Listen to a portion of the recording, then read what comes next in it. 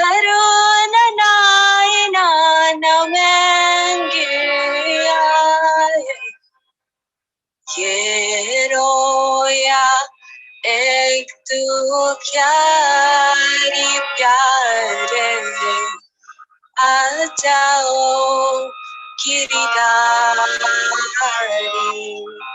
ये रोया एक तू क्यारी प्यारे आ जाओ Girdhari Magjo hatan kian patrai Magjo hatan kian patrai Tarak tarapa maya takaraya Tar tarapa maya takaraya ये देखो रसा हमारी प्यारे आ जाओ गिरधारी ये देखो रसा हमारी प्यारे आ जाओ गिरधारी थोड़ी कृपाई बसाओ थोड़ी कृपाई बसाओ प्रेम बुन प्यासे को प्याओ प्रेम बुन प्यासे को प्याओ Min aya ek bikari pyare aa jao giridhari Min aya ek bikari pyare aa jao giridhari Find the night में कुछ पिलाया Find the night में कुछ पिलाया काली न तेरे ताराया काली न तेरे ताराया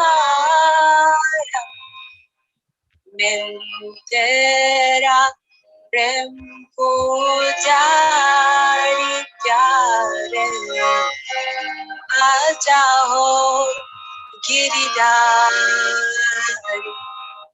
Min tera prem pujari pyare aa jao giridhari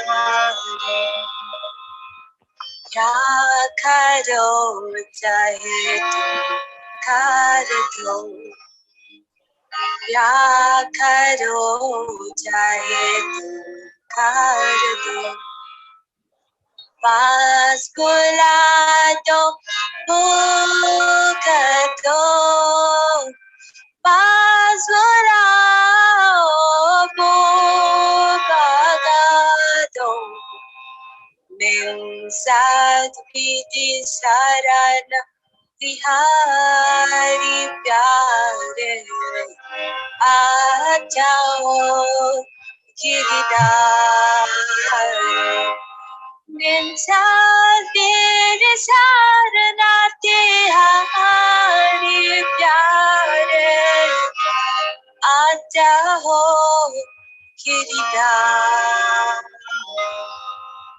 मेरे मन में एक बातों में आ जाओ गिरधारी मेरे मन में ek baton ajao giridari Vanacari giridari Vanacari manamo Kunja bihari pyare ajao giridari ajao giridari Hare Krishna Hare Krishna Krishna Krishna Hare Hare Hare Rama Hare Rama Rama Rama Hare Hare Hare Krishna Hare Krishna Krishna Krishna Hare Hare Hare Rama Hare Rama Rama Rama Hare Hare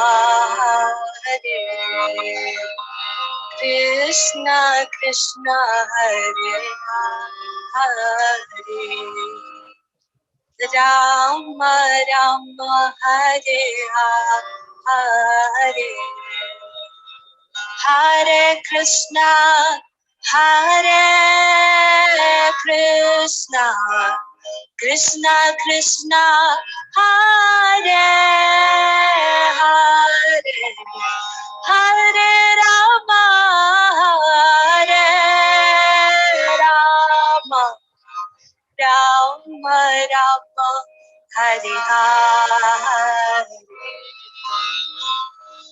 Krishna Krishna Hare Hare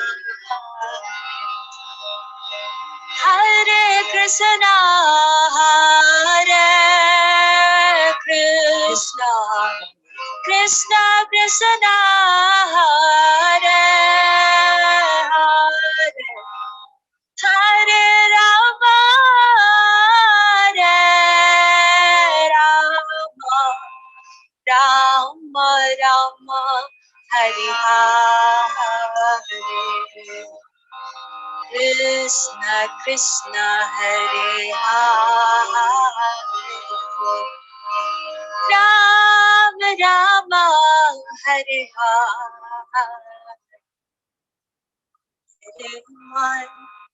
Mandame ek baton ajao giridari mere मान मंद में एक बातों आ जाओ Giridhari Vanacari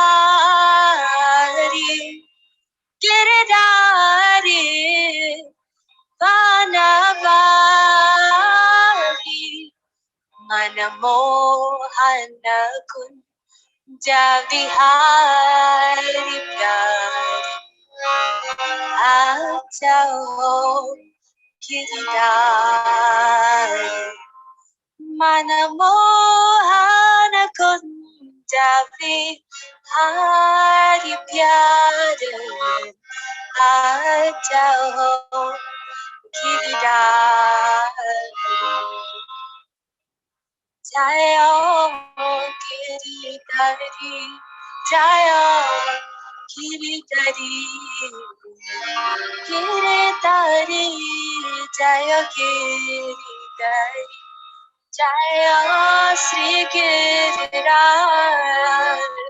Sri Giriraj Sri Giriraj Jayo Sri Giriraj, Jaya Giri Govardhan, Jaya Giri Govardhan, Giri Govardhan, Jaya Giri Govardhan, Jaya Giri Govardhan, Giri Govardhan, Giri Govardhan, Jaya Giri Govardhan.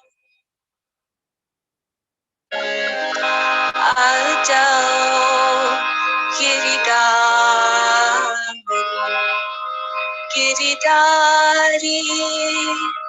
Vanacari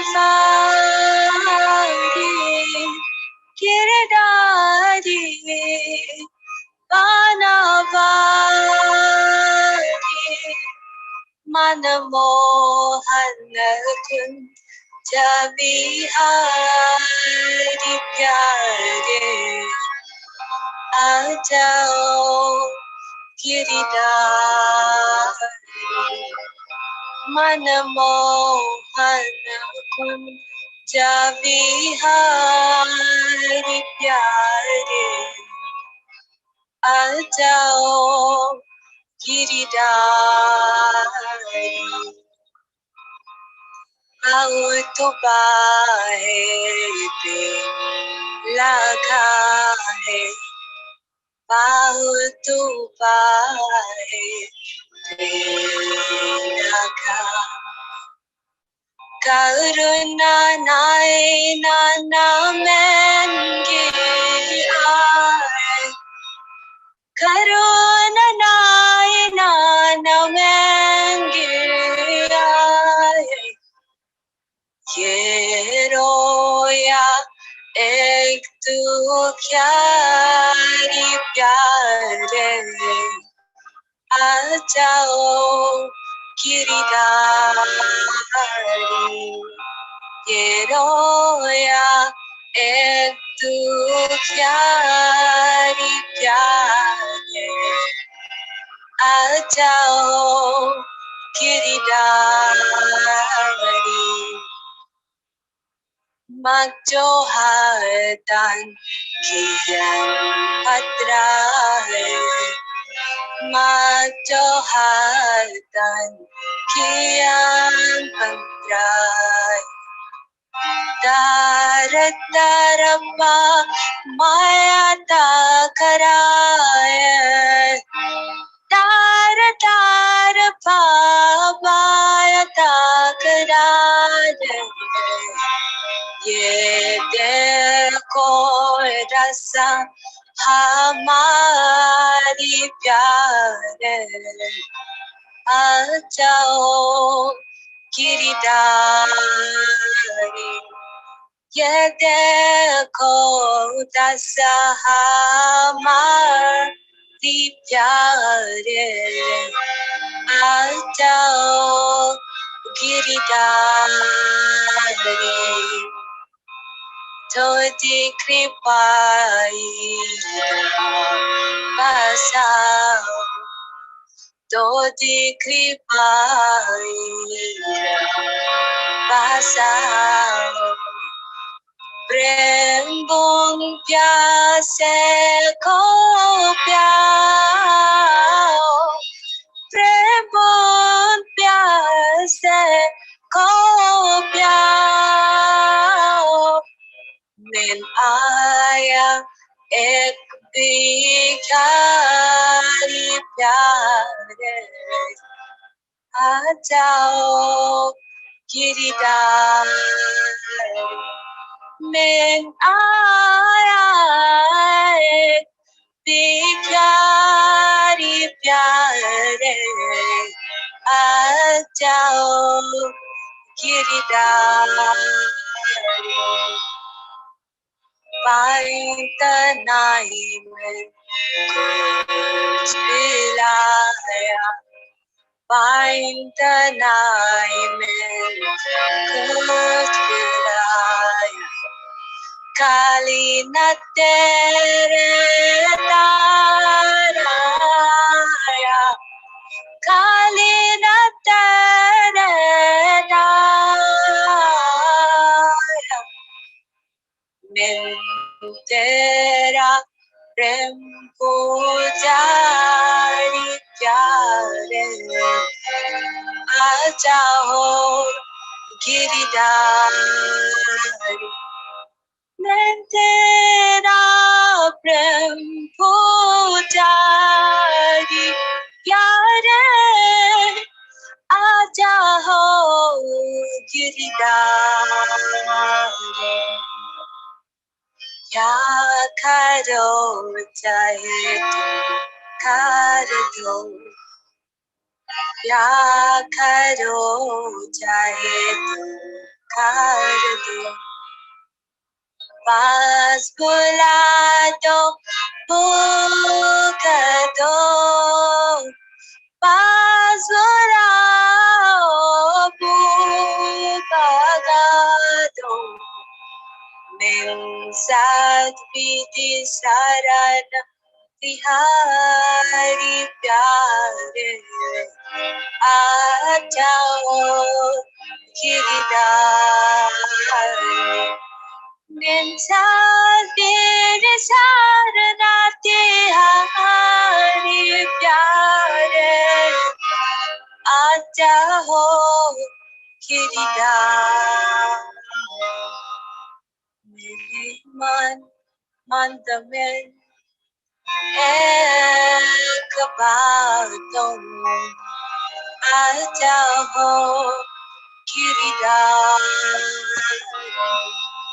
मेरे मन मंद में एक बातों आ जाओ Girdhari Hare Krishna Maharaj, my humble obeisances. Hare Krishna Maharaj. Hare Krishna.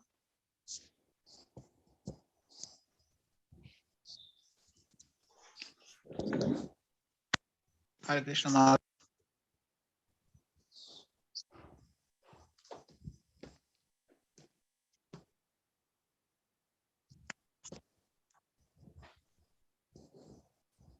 Hare Krishna. Hare Bo.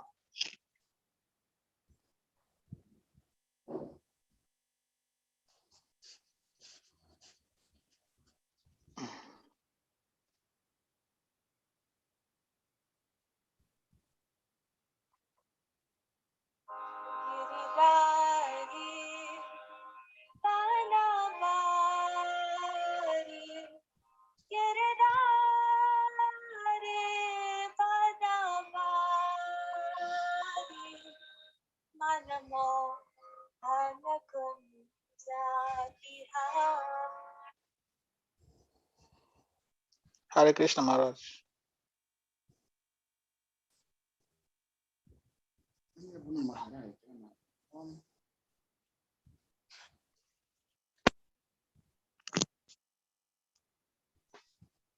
Hare Krishna.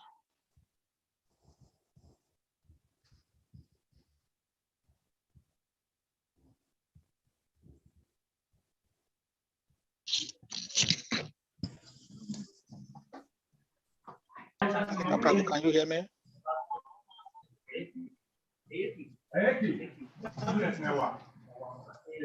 Hare Bo.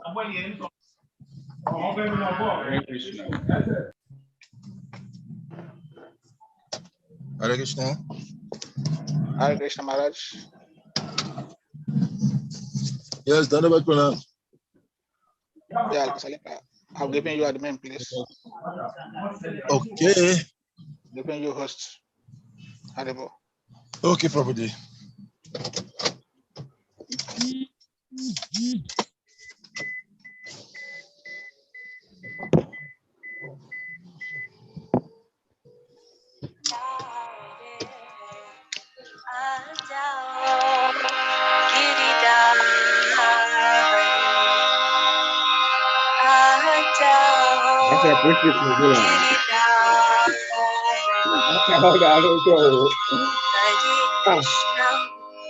Hare Krishna, Krishna Krishna, Hare Hare Hare Rama Hare Rama Rama Rama Hare Hare Hare Krishna Hare Krishna Krishna Krishna Hare Hare Hare Rama Hare Rama Rama Rama Hare Hare.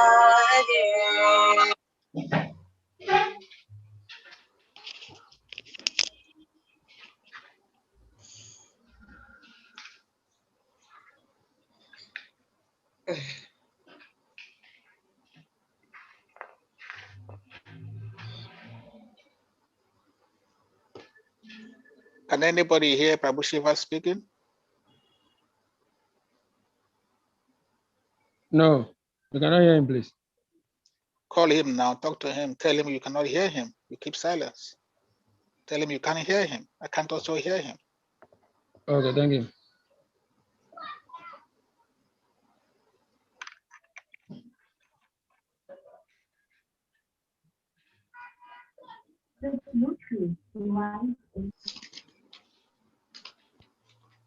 When you hear him, you let me know. Or Saleka is there?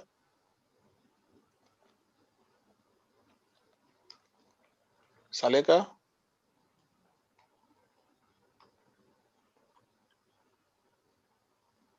Stephen? Hare Krishna Prabhu. When you hear Prabhu Shivas, just tell Saleka Hare to. Krishna. He's talking now. Is he speaking now? I think so. Hare Krishna. Haribo. Haribo. Stefan, hello. It's not him. Hare Krishna. Yes, Prabhuji. What are you saying? Hare Krishna. Hare Krishna, Prabhu. Hare Krishna. Yeah, I've called Maharaj. My sound is very low. He said it's not muted, but we want to change his computer so that he will log in again. Krishna Hare Hare Rama Hare Hare Hare Krishna Hare Krishna Krishna Krishna Hare Hare Hare Rama Hare Rama Rama Rama Hare Hare Krishna Krishna Hare Hare Hare Krishna Hare Krishna Krishna Krishna Hare Hare Hare Rama Hare Rama Rama Rama Hare Hare Krishna Krishna Hare Hare Rama Rama Hare Hare Man Mandame Kapato Ajaho Giridhari मेरे मान मंद में खबातो आ जाओ गिरिधारी बानावारी गिरिधारी बानावारी मनमोहन कुंज विहारी प्यारी jao giridhari manamohana kunjavi hari pyare jao giridhari Jayo giridhari Jayo giridhari giridhari Jayo giridhari Jayo Sri Giriraj Sri Giriraj Sri Giriraj Jayo Sri Giriraj Jaya Giri Govardhan Jaya Giri Govardhan Giri Govardhan Jaya Giri Govardhan Jaya Giri Govardhan Giri Govardhan Giri Govardhan Jaya Giri Govardhan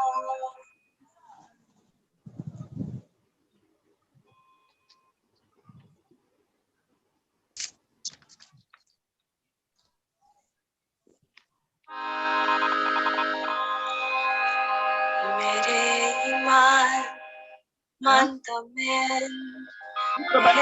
एक बातों आ जाओ गिरधारी मेरे ईमान मंतमें एक बातों आ जाओ Giridhari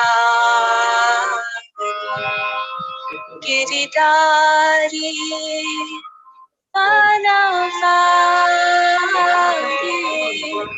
Giridhari Vanacari Manamohana Kunjavihari Pyare Ajao Giridhari Manamohana Kunjavihari Pyare Ajao Giridhari बहुत बाहें लगा है बहुत बाहें Hare Krishna Maharaj. Hare Krishna, Prabhuji. Panchakalpatarubhyascha kripasindhubhya evacha paritanam pavinibhyo vaishnavibhyo namo.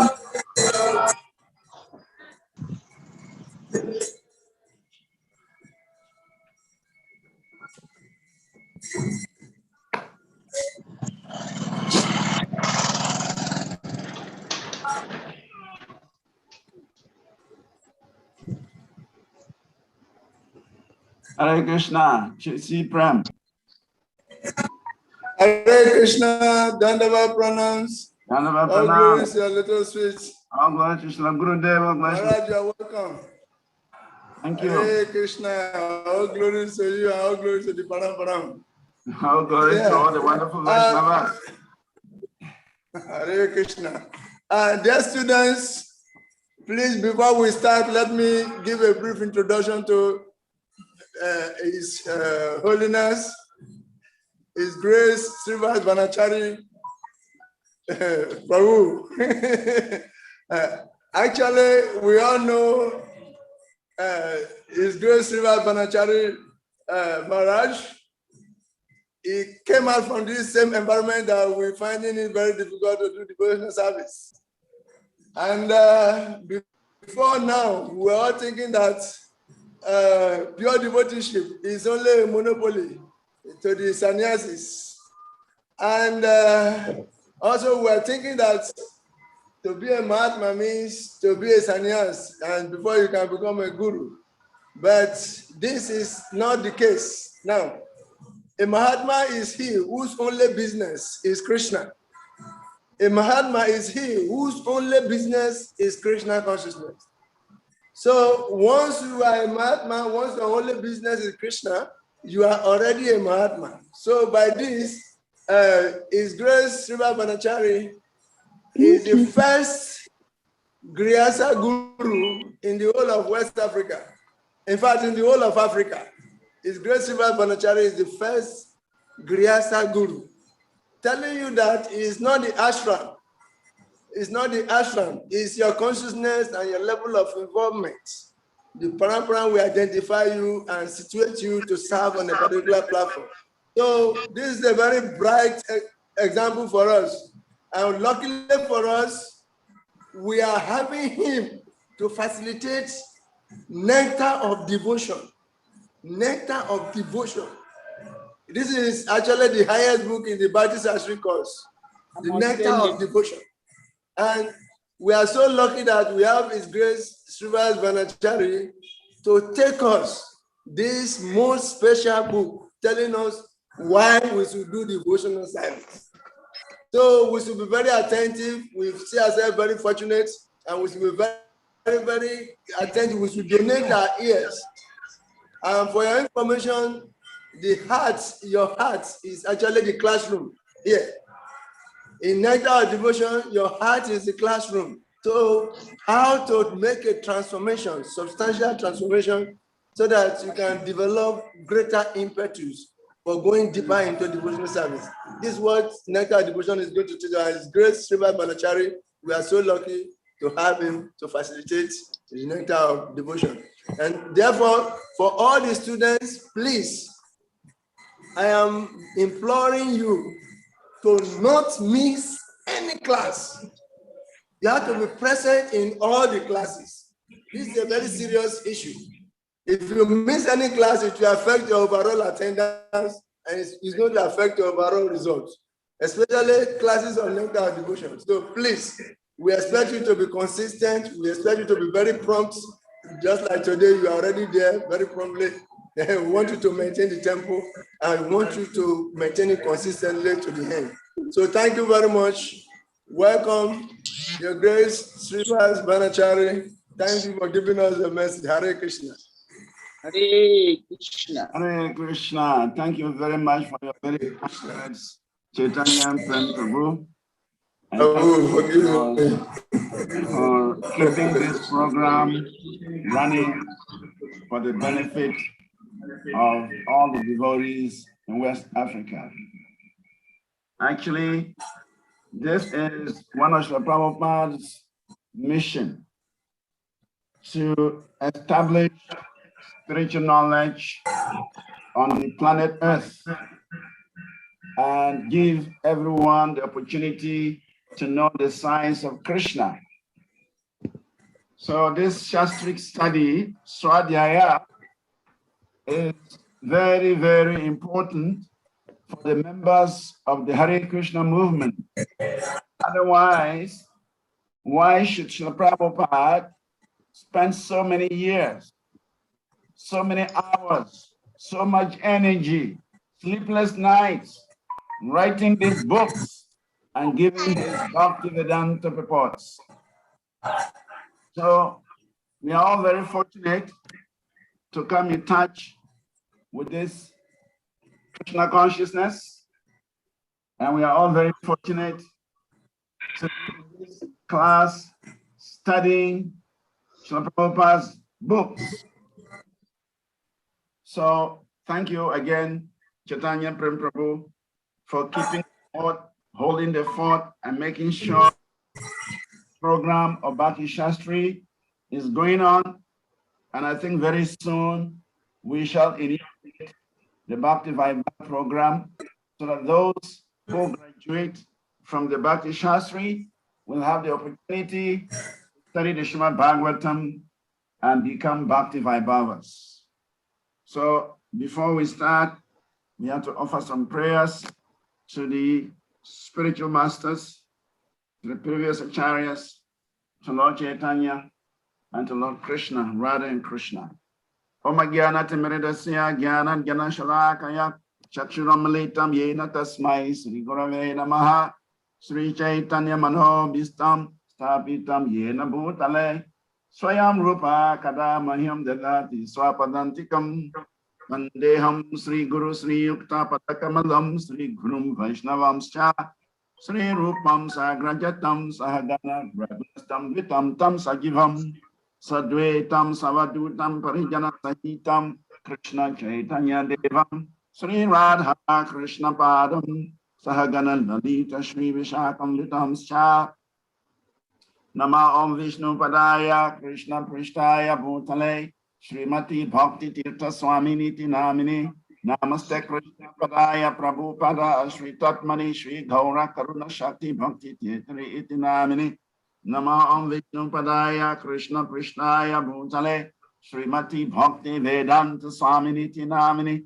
Namaste Saraswati Devi Gauravani Pracharini Nirvese Sunyavadi Pasachade Satarini Panchakalpa Tarubhyascha Kripa Sindhubhya Evacha Patitanam Pavinebhyo Vaishnavibhyo Namo Namaha Namo Mahavadanyaya Krishna Prema Pradayate Krishnaya Krishna Chaitanya Namini Gauratvize Namaha Nityanando Vatutendur Vasuda Pranavalabhaha Janavir Jivita Patir Krishna Prema Pada Prabhu Padmavati Sutta Srimam Sachirananda Purvajaha Bhavam Mata Jagat Rakta Rakta Gora Kele Varaha Advaitam Harina Dvaita Acharyam Bhakti Shamshanat Bhaktavataram Itam Sham Advaita Acharya Shraye Panchatattva Makam Krishnam Bhakta Rupa Swarupakam Bhaktavataram Bhaktakyam Namami Bhakti Shaktikam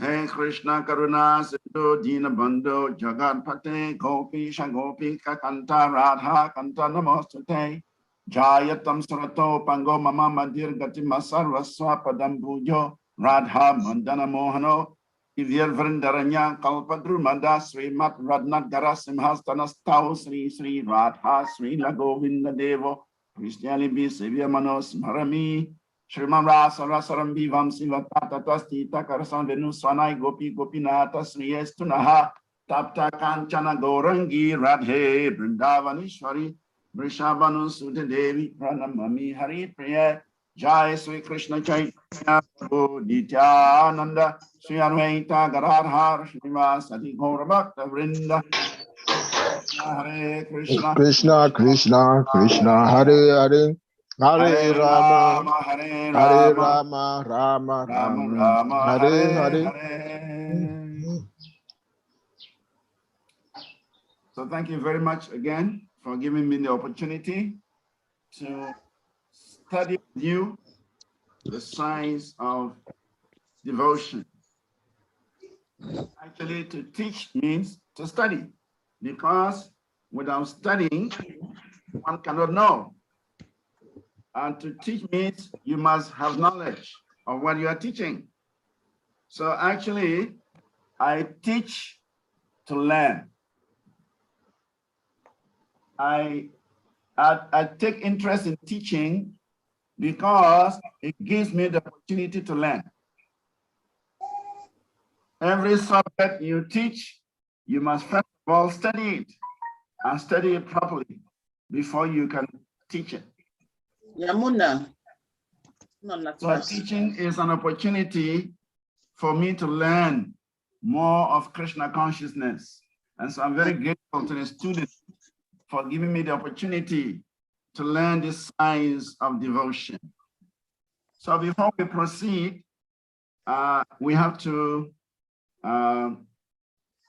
sing one of the verses of Srivas Acharya, glorifying the 6 Goswamis of Vrindavan. And that is the second verse. Normally Prabhupada likes to chant that one, and is found in the Nectar devotion. Nana Shastra Vicharineka Nipano Sadharma Samstapako Lokitahita Karuna Tribhuvane Manya Sharanya Karo Radha Krishna Padara Vrinda Bhajanan Nande Namataliko Vande Rupa Sanatana Raguyugo Sri Jiva Gopalako Vande Rupa Sanatana Raghuyugo, Sri Jiva Gopalako. Vande Rupa Sanatana Raghuyugo, Sri Jiva Gopalako. I offer my respectful obeisances unto the 6 Goswamis, namely Sri Sanatana Goswami, Sri Rupa Goswami, Sri Raghunath Bhatt Goswami, Sri Raghunath Das Goswami, Srila Jiva Goswami, Srila Gopal Bhatt Goswami, who are very expert in scrutinizingly studying all the revealed scriptures with the aim of establishing internal religious principles for the benefit of all human beings. That they are honored all over the 3 worlds. They are worth taking shelter of because they are absorbed in the mood of the gopis and are engaged in the transcendental loving service of Radha and Krishna. So this is the second prayer of Srivas, glorification of the 6 Goswamis of Vrindavan, headed by Srila Rupa Goswami. So this course, Nectar of Devotion, is divided into 6 lessons. It's divided into 6 lessons. And each lesson takes about 3 hours, sometimes a bit more than 3 hours. So it means that since our time is 2 hours a day, it means 3 hours times 6 lessons is 18 hours. And so that means we're going to take 9 days to complete the Nectar of Devotion. Bhakti Rasamrita. So lesson 1 deals with the history, preface, and introduction. That is lesson 1. And that is what we shall be treating today. The history of the Nectar of Devotion, the preface, and the introduction. I was trying to use some slides because this computer I'm using is having some problem and I cannot open the slides. Hare Krishna Maharaj. Yes. If it is if it's okay by you, if you can share the slide to my WhatsApp, I can share them for you since I'm hosting from here. Well, maybe I should have done that earlier. Let's see how I can do it. The slide is in a pen drive. It's in a pen drive, and to switch it to the phone, I'm not so expert in technology. Okay, maybe we can manage for today. Yeah, for today, and after that I can share. And after the class, then you can send, and I can prepare it for you for tomorrow's onward. Exactly. That's what we're going to do. So the slides. I have lesson 1. I have slides 5 to 46. Lesson 2 is chapters 1, 2, 3. That's lesson 2. Chapters 1, 2, and 3. And slides 47 to 85 covers that. Then lesson 3 is chapters 4, 5, and 6. And slides 86 to 107 covers that. Then lesson 4 is chapters 7, 8, and 9. And slides 108 to 162 covers that. That is the part 1. Then part 2, we have lesson 5, which covers chapters 10, 11, 12, 13, and 14. That is slides 1 to 50.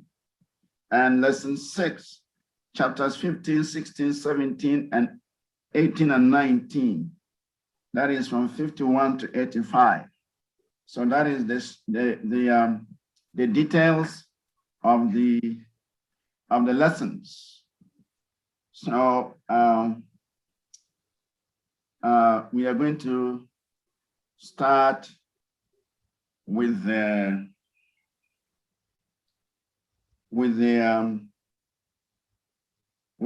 history, lesson 1, history, preface, introduction, without the slides today.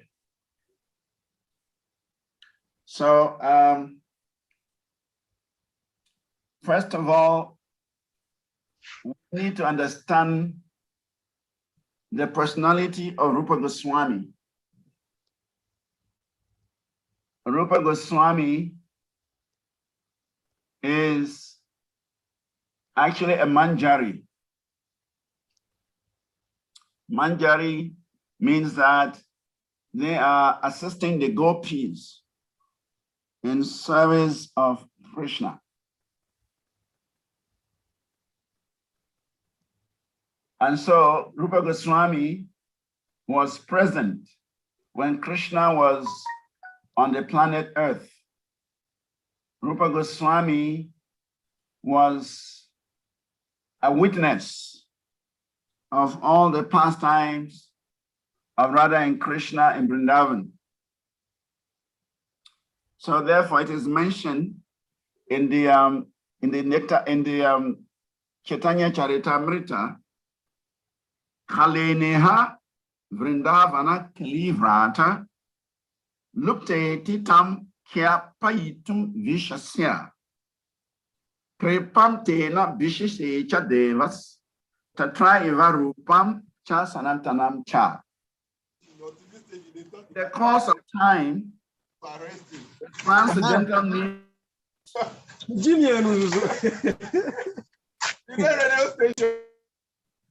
the transcendental news of Krishna's pastimes in Vrindavan was almost lost.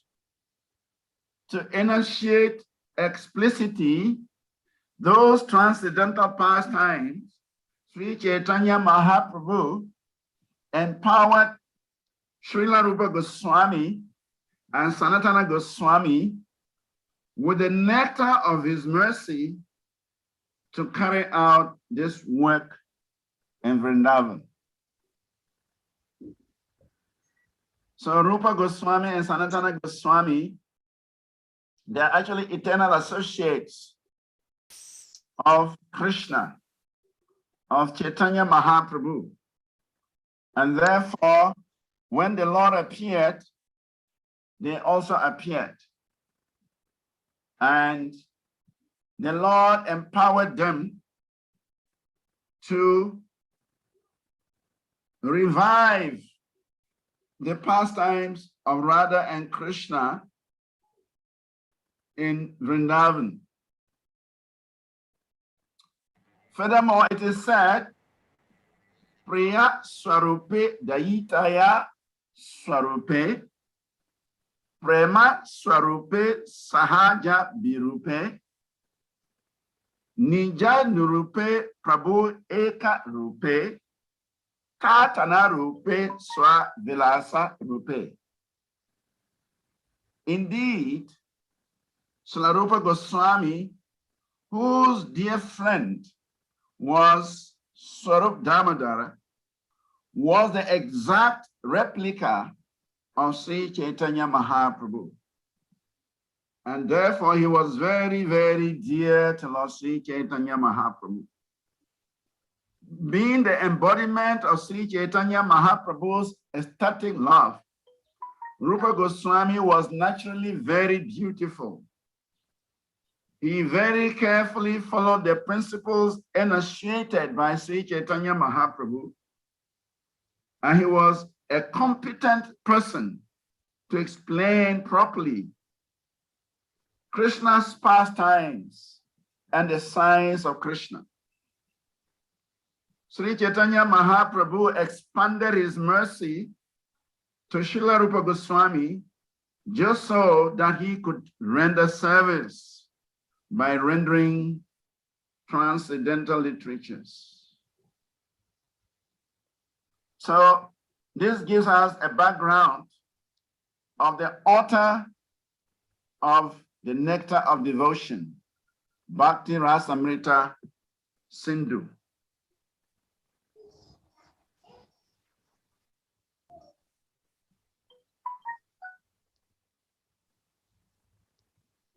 So Goswami authored the Bhakti Rasamrita Sindhu. The Bhakti Rasamrita Sindhu, the Nectar of Devotion, a part of another book of Rupa Goswami.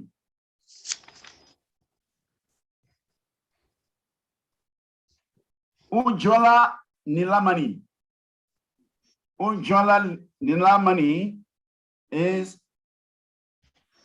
a book, very, very detailed book of the science of Madhurya Bhakti, Madhurya Ras.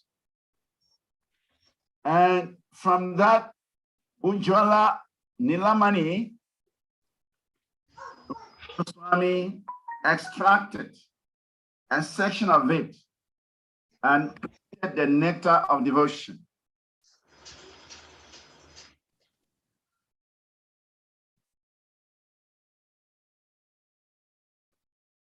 Devotional service in general can be practiced by anybody.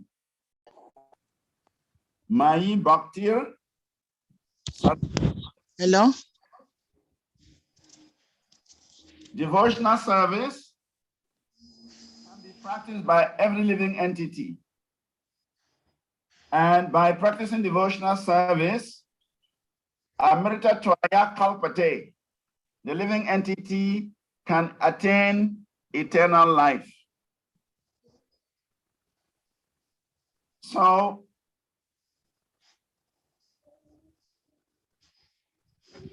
general devotional service is the beginning. But as one practices devotional service, then he comes across specific relationships that one has with Krishna. Beginning with Santa,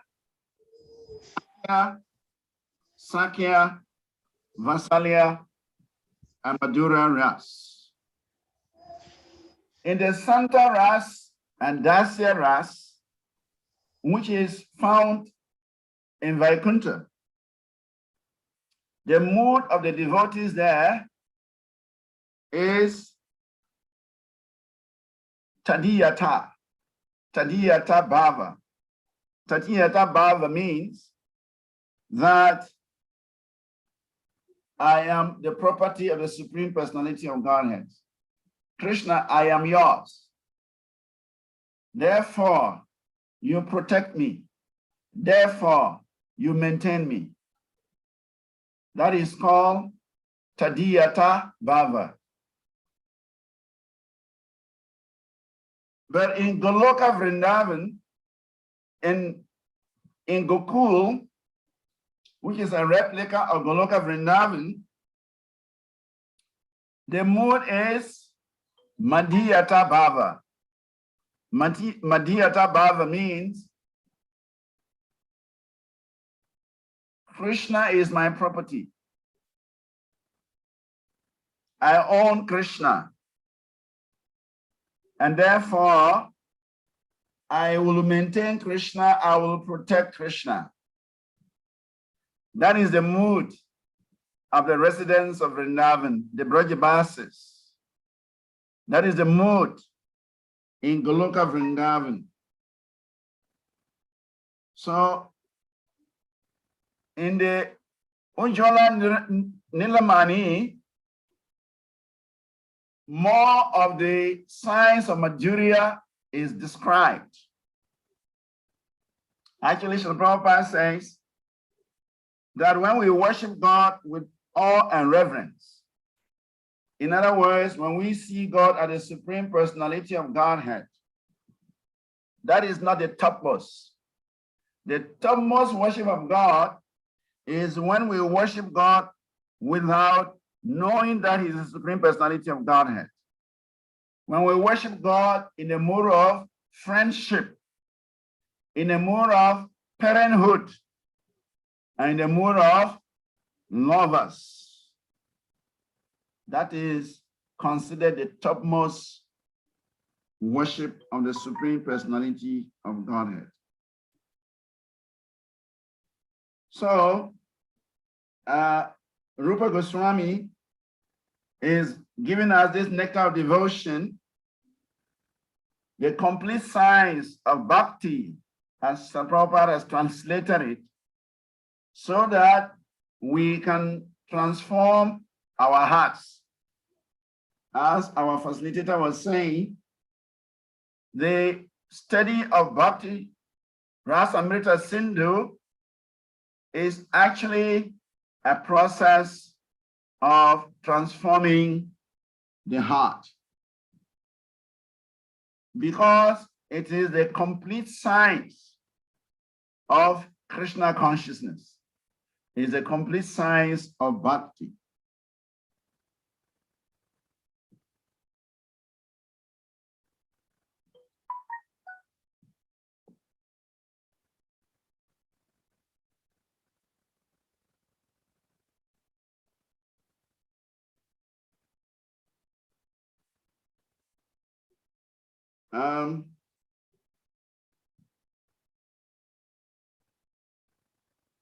A minute.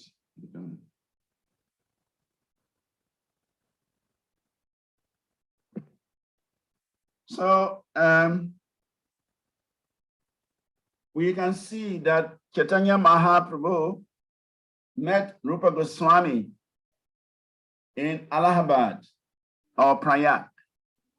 When Rupa Goswami renounced his position as the finance minister of Nawab Hussain, he met Sri Chaitanya Mahaprabhu in Allahabad.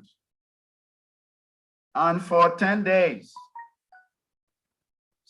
Chaitanya Mahaprabhu instructed Rupa Goswami. So it is said that within those 10 days, Chaitanya Mahaprabhu imparted this Bhakti Rasamrita Sindhu, this nectar of devotion, onto the heart of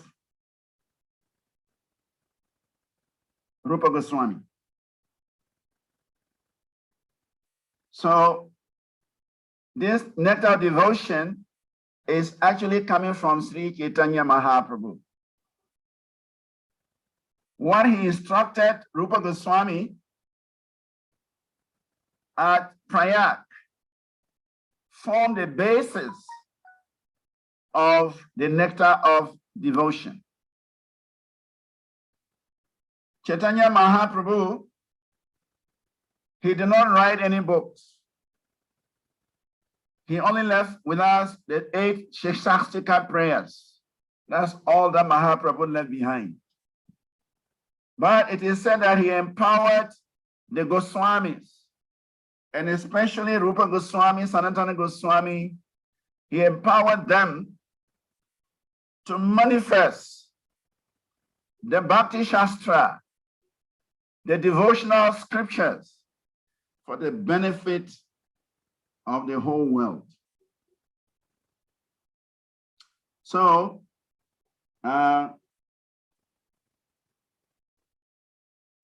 Rupa Goswami meets Chaitanya Mahaprabhu in Allahabad, and for 10 days, Chaitanya Mahaprabhu instructs him on the science of devotion, empowers him, and orders him to go to Vrindavan and re-establish all the lost pastimes places in Vrindavan and write transcendental books for the education of humanity at large. And so the Nectar of Devotion is one of such books that Rupa Goswami has written, and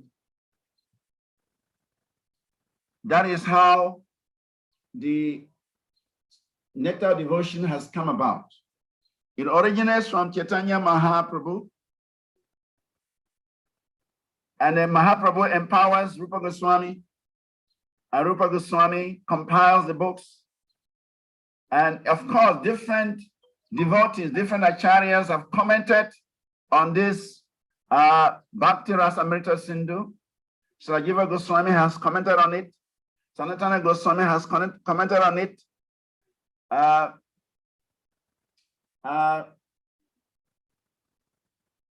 of course, Srila Prabhupada has commented on it, and that is what we are using as our material. So the history of the Nectar of Devotion is that it originates from the Supreme Personality of Godhead, Sri Chaitanya Mahaprabhu himself.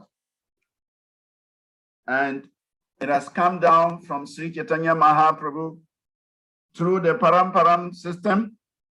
And today we have this Nectar of Devotion.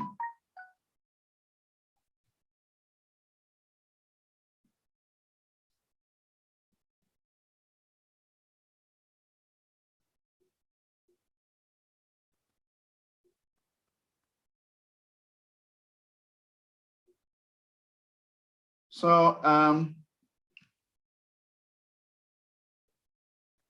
what is the purpose of this Nectar of Devotion? In the preface, Srila Prabhupada mentions 6 purposes why the Nectar of Devotion has been compiled. First and foremost, Srila Prabhupada mentions that to make each and every one of us a Goswami. So once we sit in the class of Nectar of Devotion, Bhakti Rasamrita Sindhu, it means we are candidates for becoming Goswamis. And as Rupa Goswami mentions in the Upadeshamrita, the Nectar of Instruction, in order to become a Goswami, one must control the 6 urges. Without controlling the 6 urges, one cannot become a Goswami.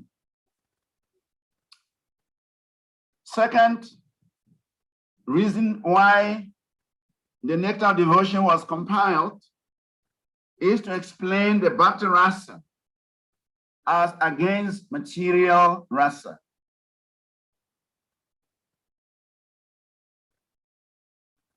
In the material world, we are having some taste.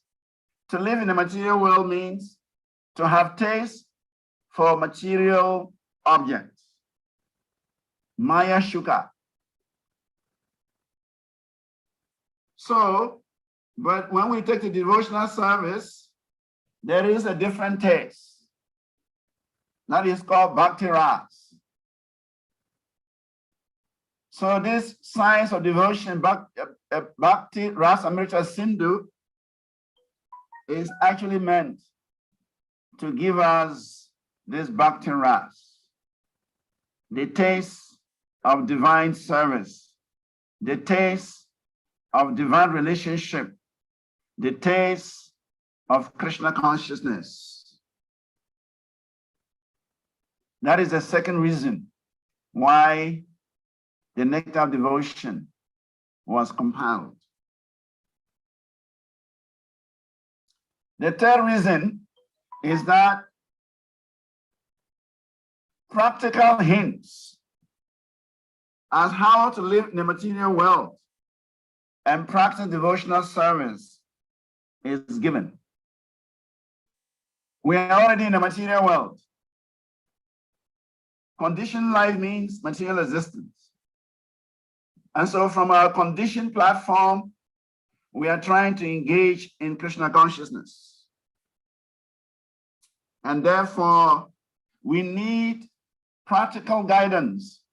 We need practical hints, how we can operate in the material world by performing devotional service in the material environment and ultimately becoming perfect and returning home back to Godhead. So the devotional, the Bhakti Rasa Amrita Sindhu is compiled to give us guidance, to give us practical hints how we can execute devotional service in the material atmosphere.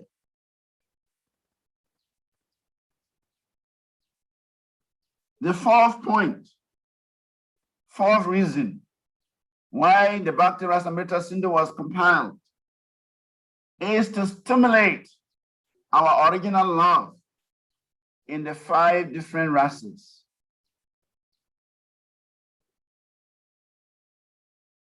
In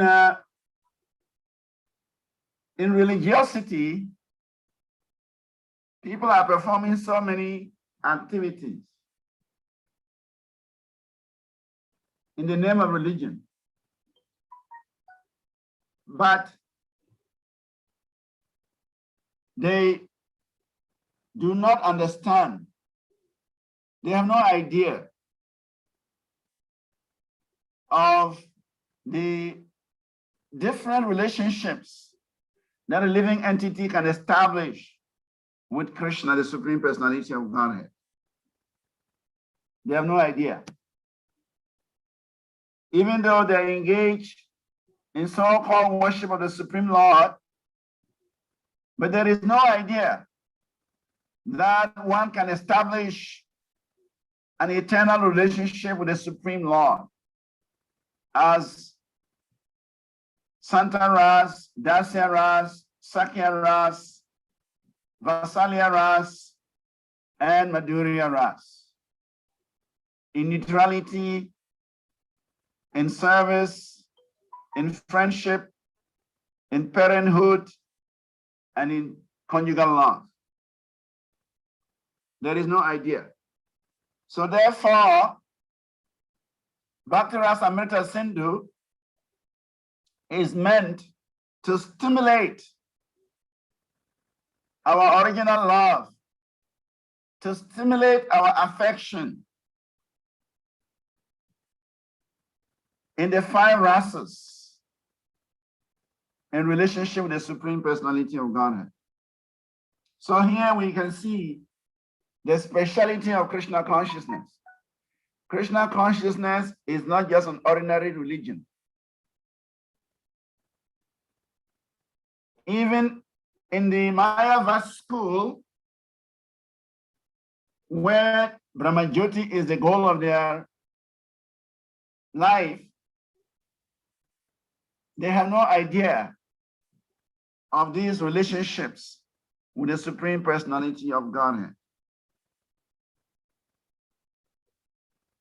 So even the Mayavadis, they believe in oneness, ekatvam, oneness with the Supreme Personality of Godhead. And so because of that mentality, they cannot understand that one can actually relate to the Supreme Personality of Godhead in the 5 rasas. And that is why their stay in the Brahmajyoti is temporary. Because the living entity, by nature, is supposed to interact with the Supreme Personality of Godhead by means of these 5 rasas. But when one takes shelter of the Brahmajyoti, as the Mayavadis and mental speculators do, they have no access to these 5 rasas. And therefore, they fall down from the Brahmajyoti and they take to material existence. It is only when one enters the spiritual planets, Vaikuntha planets, that one can experience these 5 rasas with the Supreme Personality of Godhead. So therefore, the purpose of writing the Nectar of Devotion is to stimulate our original love in the 5 different rasas that we eternally have with the Supreme Personality of Godhead.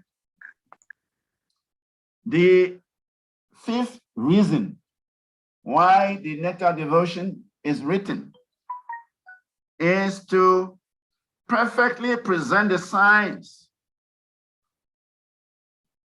of love to all living entities. To love is natural.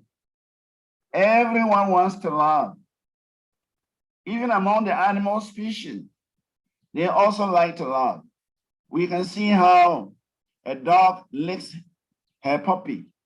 We can see how a cat licks her kitten. We can see how even a chicken is protecting her babies, her chicks, when the hawk descends. Those are demonstrations, manifestations of love. But these are material love, material affection, which are very temporary because they are related to the material body. The signs of love, spiritual love, bhava, is different. It is only experienced between the jiva and Krishna. It is not experienced between material bodies. It cannot be experienced between material bodies.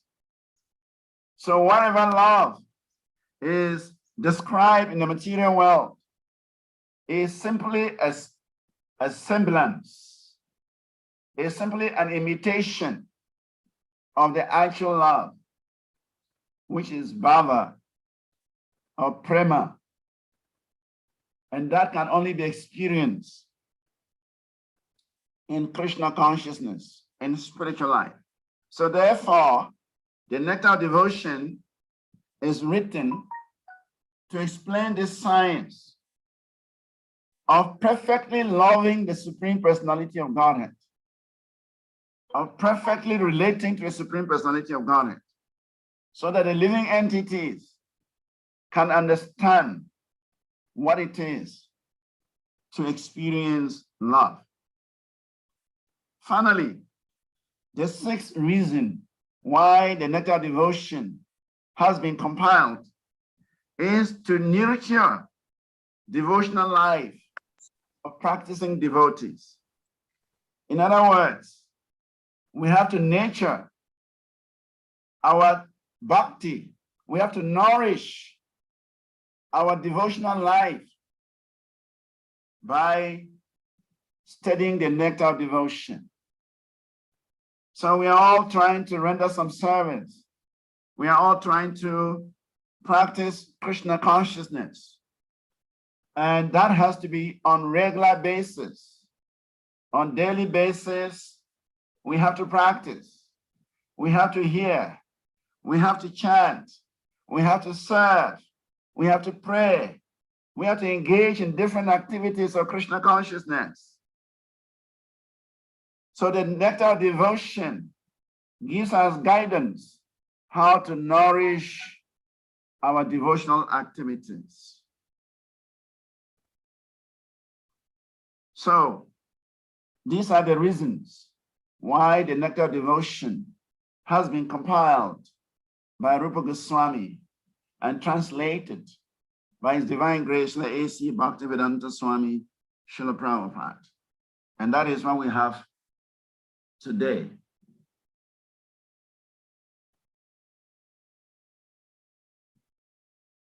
So the Nectar devotion is a summary study of the Bhakti Rasamrita Sindhu, which was written by Rupa Goswami. He was the chief of the 6 Goswamis, and he was empowered by Sri Chaitanya Mahaprabhu to compile this literature for the benefit of humanity. So, any comments so far or questions so far before we move on? Hare Krishna Maharaj. Hare Krishna. Anama pranams. Dhanyavad. It's Rasa Vilas. You're welcome. I would love to know, in your submission, you made mention that previous acharyas also wrote commentaries on the Bhakti Rasamrita Sindhu. And then we are using Srila Prabhupada's version. I would just want to know, why would Prabhupada take all the troubles to rewrite what the previous acharyas have written? Was there any contradiction or any reason why Prabhupada would also take the trouble to rewrite the version that we are using now? Hare Krishna. Thank you very much. Actually, Srila Prabhupada is very, very merciful. See, the previous acharyas, they've commented even on Bhagavad Gita. They've commented on Srimad Bhagavatam. But their commentaries are very complex. So, left to me and you, it will be difficult for us to comprehend these commentaries. Therefore, Srila Prabhupada, considering our level, he broke it down to a level that we can easily digest it. So the commentaries of the previous acharyas is there, that one can read them, one can study them, but there are very complicated statements that require a deeper analysis. And that's what Srila Prabhupada has done for us.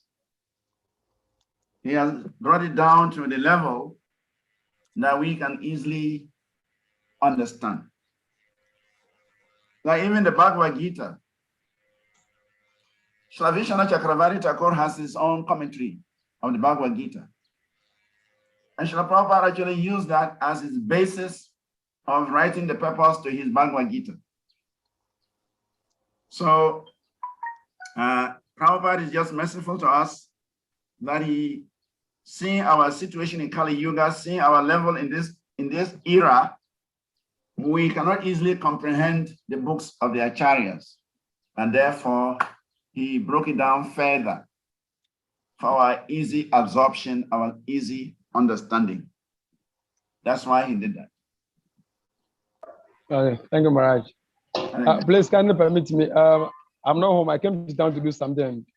I think I couldn't feel what I'm doing at the moment to run back to the house. So my videos will be going off and or when I want to read anything from the phone. Okay, no problem. Thank you, Maharaj. Hare Krishna. Yeah. So any other comment from any person before we move on? Hare Krishna Maharaj. Hare Krishna Mataji. Dhanyavad pranam. Dhanyavad pranams. Thank you. I want to know, Rupa Goswami and his brother Sanatana Goswami was ostracized from the Brahmana community for taking work.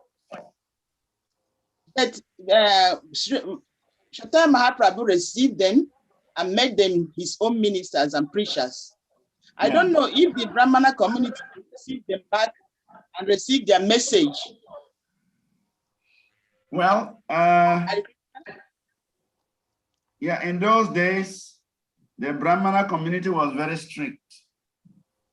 And so if they detected that you have some association with a non-Brahmanas or non-Brahmana community, you were ostracized. So because Rupa Goswami, Sanatana Goswami, they actually came from a very high Brahminical family. Yes. Because they accepted the jobs of ministers or ministerial positions with Nawab Hussain Shah, the Muslim governor of Bengal. The Brahmanas felt that they were contaminated by associating with Hussain Shah. And so they were expelled, they were ostracized from the Brahmana community.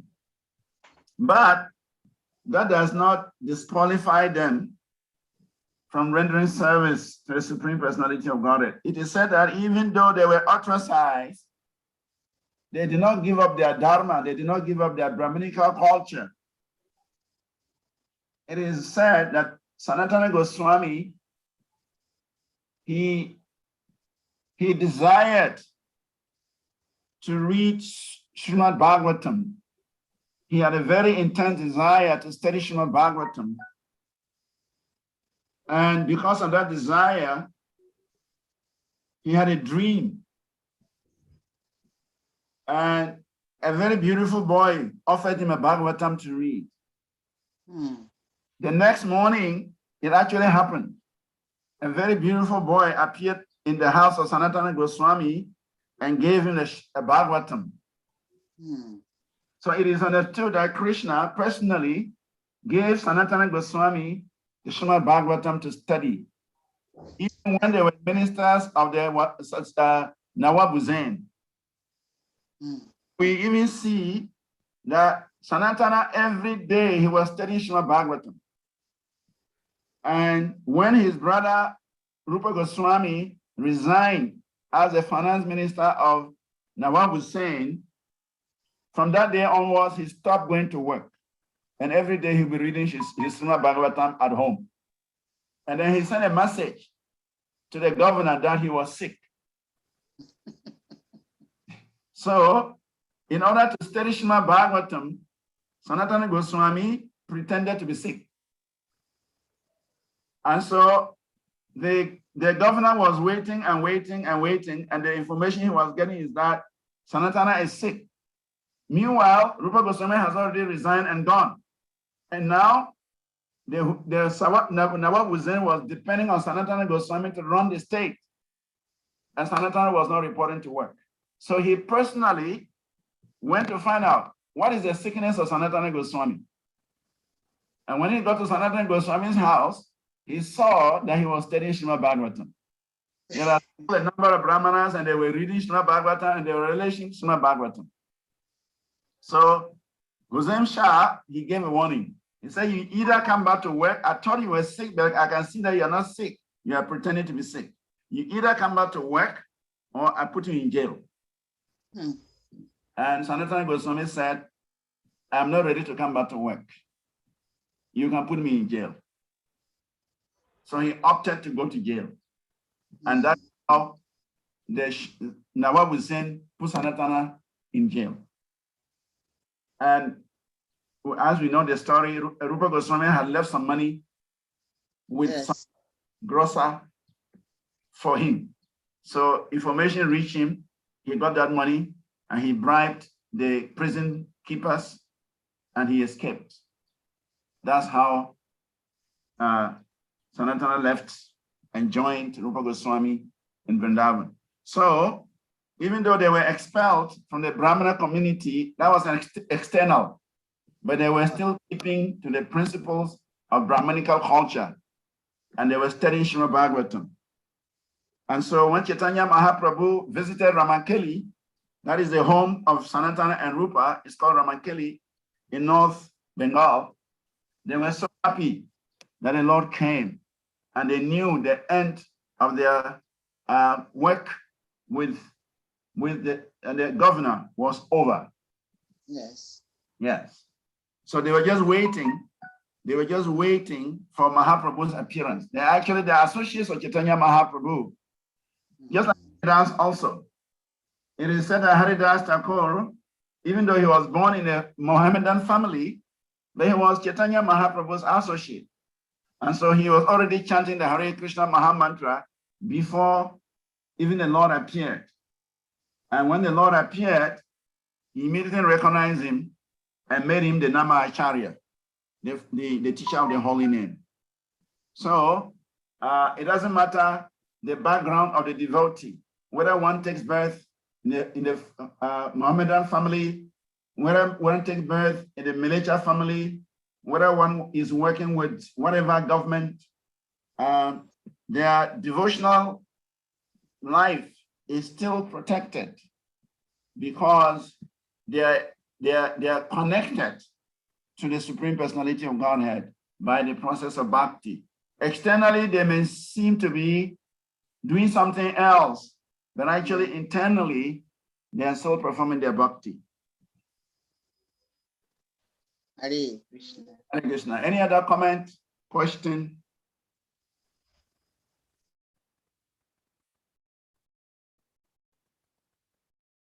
Hare Krishna Maharaj. Hare Krishna. Once again, I want to know, does that mean that if one is not born into a Brahmanical family, one cannot qualify to become a Brahmana? And also, if one is taken to the platform of Brahmanical qualities, or you're a Brahmana, doesn't mean one cannot come down to a Kshatriya, a Sudra, or a Vaishya. I want to know, Hare Krishna. Well, in the service of Krishna, one can do anything. In the service of Krishna, one can act as a Brahmana, one can act as a Kshatriya, one can act as a Vaishya, one can even act as a Sudra in order to render service. So for devotional service, a devotee is transcendental to all the Varnas. A devotee is a Vaishnava. A Vaishnava is superior to a Brahmana, Kshatriya, Vaishya, and Sudra. So to become a devotee of Krishna, Vaishnava. So, and for the Vaishnava, whatever is necessary for Krishna's service, he's ready to do. So like Arjuna was a Kshatriya, and he used his Kshatriya qualities to serve Krishna's purpose. So it doesn't matter which varna a devotee belongs to. The important thing is to please. So a devotee can be a Brahmana practicing Krishna consciousness. It doesn't mean that if one is not born in a Brahminical family, he cannot become Krishna conscious. No. Actually, Mahaprabhu's mission was to elevate everybody to the Brahminical platform. Yes, as Srila Prabhupada also. Prabhupada's mission is to create an intelligent class of men. It says the social body has no head right now because there are a lot of Sudras, there are a lot of Vaishyas, maybe a few Kshatriyas in the world today, but Brahmanas are very hard to find. Pure Brahmanas, true Brahmanas are very hard to find. Not Paisa Brahmanas, people who just buy the thread, Brahminical thread, and just wear, and they are not engaged in transcendental activities. So Prabhupada's mission was to create the head of society by producing Brahmanas. And that is why this course is very important. This Sastri study is very important because that is the only way Prabhupada can create the head of the social body. And so the more we study, the more we imbibe this knowledge, the more we can come to the Brahminical platform and even go beyond that to the Vaishnava platform. And then this way, we can provide guidance, we can provide direction to the blind world of today. So anybody can become a Brahmana. It doesn't matter where you take your birth. If you just follow Srila Prabhupada's program, if you just follow Sri Chaitanya Mahaprabhu's teachings, it is possible that one can become a Brahmana and even go beyond that. For the caste Brahmanas, their philosophy is that unless you are born in the Brahminical family, you have no qualification to become a Brahmana. That is the caste Brahmanas. But Srila Prabhupada defeats that argument. Srila Bhakti Siddhanta defeats that argument. Srila Bhakti Vinod Thakur defeats that argument by saying that if you take birth as a son of a doctor, a medical doctor, or a judge, high court judge, it does not mean you automatically become a medical doctor or automatically a high court judge. You have to go for the necessary training. You have to be trained to become a medical doctor. You have to be trained to become a judge. If you don't go through the training and you think because your father is a judge or your father is a medical officer, then you can also practice medicine or practice law, that is a great mistake. So So, and that means that anybody can be trained to become a medical doctor. Anybody can be trained to become a judge if one is interested. So therefore, Srila Bhakti Vinod Thakur, Srila Bhakti Siddhanta Saraswati Thakur, Srila Prabhupada, they established very strongly that one does not need to take birth in a Brahminical family in order to become a Brahmana. One can become a Brahmana by training. And so this Swadhyaya, the study of the scripture, is meant to make everyone a qualified Brahmana. For the duty of the Brahmana is to have knowledge of the scriptures, practice it, teach it, and guide others. So anybody can become a Brahmana by following the teachings of Srila Prabhupada. Hare Krishna. Thank you, Maharaj. Hare Krishna. Thank you, Maharaj. Any other comment? Can we proceed? Yeah, Your Holiness, since you are giving the preface, I want you to expatiate on one statement of Srila Prabhupada in the preface. Yeah. Okay, Srila Prabhupada said in one of the paragraphs in the preface, he said, the nectar of devotion will give us practical hints on how we can live in this material world perfectly, engage in devotional service, and thus fulfill all our desires in this life and the next. So my question then is, devotional service is meant to help us to reduce our material desires.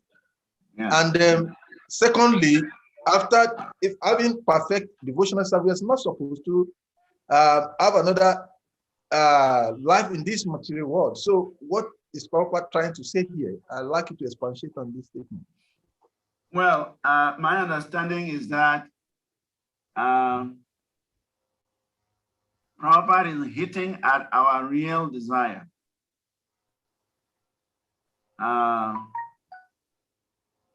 Yahi vajanti kinchana. Yahi vajanti kinchana. It says that the devotee of the Lord, his only desire is to serve the Lord. That is his only desire. And the perfection of that desire fulfills all other desires. Actually, people don't know this. Whatever desire we have, it is not fulfilling. It may give us some temporary fulfillment. But when we are able to cultivate Krishna consciousness, when we are able to link up with Krishna, when we are able to experience Krishna in our lives, then all our desires will automatically become fulfilled. So, Krishna consciousness fulfill all desires.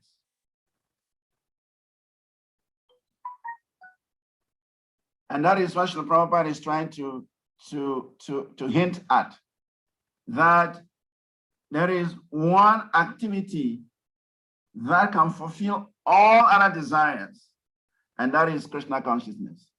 You see, Krishna is the ocean of all rasas. Krishna is the source of everything. Aham sarvasya prabhu mata sarvam pravartate. He is the source of everything. He is the source of all rasas, all tastes. So if one somehow or the other is able to link up with Krishna, then whatever desires one has will automatically be fulfilled. Actually, if we can have a taste of Krishna consciousness, what happens is that we will give up all other desires. All other desires are there because we have no experience of the supreme desire. The supreme desire is to please Krishna. That is the supreme desire. And in that desire, all other desires can be fulfilled. So for a pure devotee, yahi vachanti kinchanaha, the pure devotee, he has no other desire except serving Krishna, except pleasing Krishna, and that is the supreme desire. And once that supreme desire is fulfilled, the living entity is completely satisfied. He does not look elsewhere. He doesn't go elsewhere because he can find everything in Krishna. So that is why Prabhupada is saying it is a fulfillment of all desires. Thank you very much. Hare Krishna. So can we move on to the next? Yes. Yes, you can go ahead. Okay. So we can look at the purposes why the Nectar devotion has been written. Particularly to explain Bhakti Rasa and Material Rasa. Bhakti connotes devotional service. It implies love for the Supreme Personality of Godhead. And Rasa simply means taste or mellow or juice. And then Amrita means something eternal. Amrita Trayaya Kalpate. When one engages in devotional service, the natural gift, the natural reward is Amrita Traya. One attains eternal, blissful, spiritual position. So Amrita means eternal, and Sindhu means the ocean of pleasure. So Bhakti Rasa Mrita Sindhu means the ocean of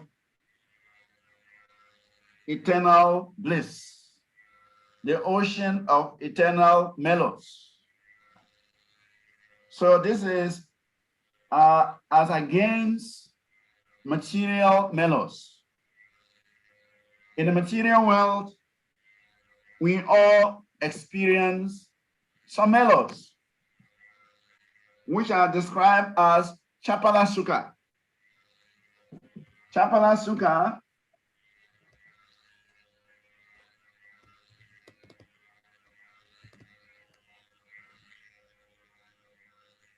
means that they are coming and they are going. It is not permanent. We experience a mellow this moment, the next moment that mellow is gone. So that is material relationships. So Bhakti connotates devotional love, which implies service, and which means to please the Supreme Personality of Godhead. Bhakti is for Krishna. And so in the ocean of, eternal ocean of rasas, eternal ocean of mellows, the devotees are swimming in that eternal ocean of mellows, which is unlimited. The eternal ocean of mellows is unlimited. There is no, one cannot go even to the bottom of it. So on the mundane plane, there is this Chapala Sukha, which results in Bhoga Tyaga. Bhoga Tyaga means oscillating taste. We like something this very moment, and the next moment we hate it. That is the material taste. Unlike the spiritual taste, unlike the Bhakti, Rasa, Amrita, Sindhu. In the spiritual taste, they are permanent. Once we establish our taste for Krishna, one can relish that taste constantly. In the case of mundane taste, it comes and it goes. So therefore, by studying Bhakti Rasa Amrita Sindhu, one can revive his eternal taste, his eternal rasa with the Supreme Personality of Godhead. And one can actually relish that eternal rasa constantly. That is what we are actually looking for. Anandamayi Vyasat. Every living entity is actually looking for that eternal taste, that eternal ras. But we cannot find it in material objects. So the nectar of devotion is meant to give us direction where we can find this rasa.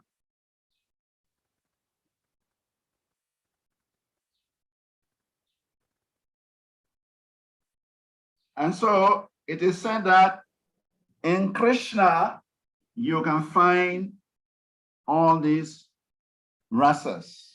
Krishna is the ocean of these rasas. So Bhakti Rasa Amrita Sindhu is pointing to that source of rasas. The propensity is there. Every living entity is hankering after that rasa, but we don't know where to find it. So therefore, the Bhakti Rasa Amrita Sindhu is pointing the direction where we can get that rasa. And so it is said that when you switch on that one light, Krishna conscious light, it brightens all corners. It brightens one's life.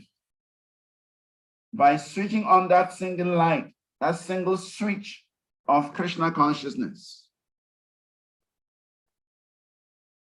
So the process of bhakti is to switch on that light, the light of Krishna consciousness. And immediately one will experience these rasas. So therefore, in the next stage, we are looking at the introduction. The introduction goes with the Mangala Charana prayers. It goes with the contents, and it defines pure devotional service. In the Mangala Charana prayers, which is invoking auspiciousness, the objective of the book is defined. Obeisances to Vaishnavas, to Guru, and to the Lord is mentioned, and benedictions is given.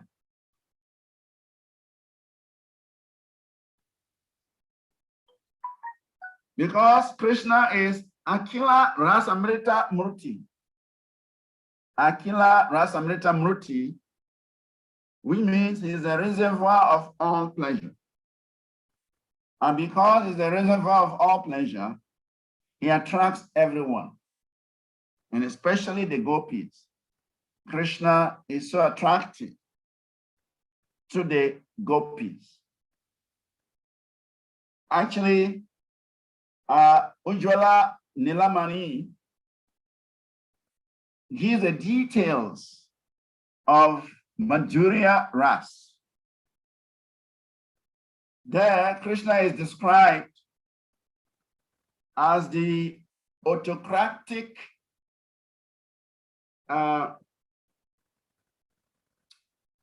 lover of the gopis. And in that love for the gopis, Krishna does not take into consideration social norms, social etiquettes, and so on. Because Krishna, being the reservoir of all pleasure, he opens up that pleasure, that ocean of pleasure, for his topmost devotees, the gopis, to relish without consideration of time, place, circumstance, social etiquette, and so on. So therefore, engaging in Krishna consciousness, we are treading on the path of bhakti. We are treading on the path to this reservoir of all pleasure. Akila Rasamrita Murti. We are treading on the path towards this Akila Rasamrita Murti Krishna. And as soon as we get into that ocean, all our miseries of material existence will come to an end. So therefore, Krishna, he subjugates the gopis by his love. He subjugates the gopis by his affection. Taraka, Palika, and so on. Shama, Lalita, and even Srimati Radharani, they all become very submissive. Krishna. Why? Because they are relishing that ocean of nectar, that ocean of love from Krishna. Krishna is fulfilling all their wishes, all their desires. He's intoxicating them with his love. And so everyone becomes submissive to the service of the Lord.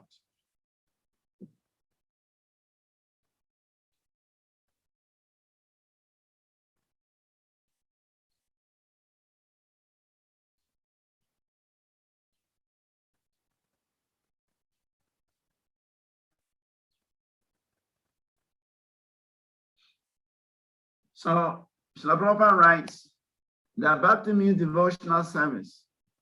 Every service has some attractive feature which drives the servitor progressively on and on.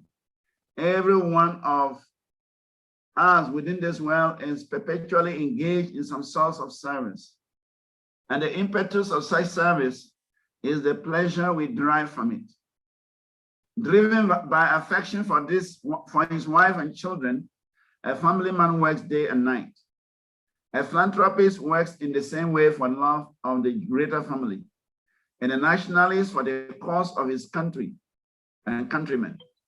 That force which drives the philanthropist, the householder, the nationalist is called rasa, or a kind of mellow, a taste, or relationship, which drives. So everyone is being driven for this taste. Because of this taste, everyone is working. But the difference between Bhakti Rasa and the mundane taste. Bhakti Rasa is a mellow different from the ordinary rasa enjoyed by mundane workers.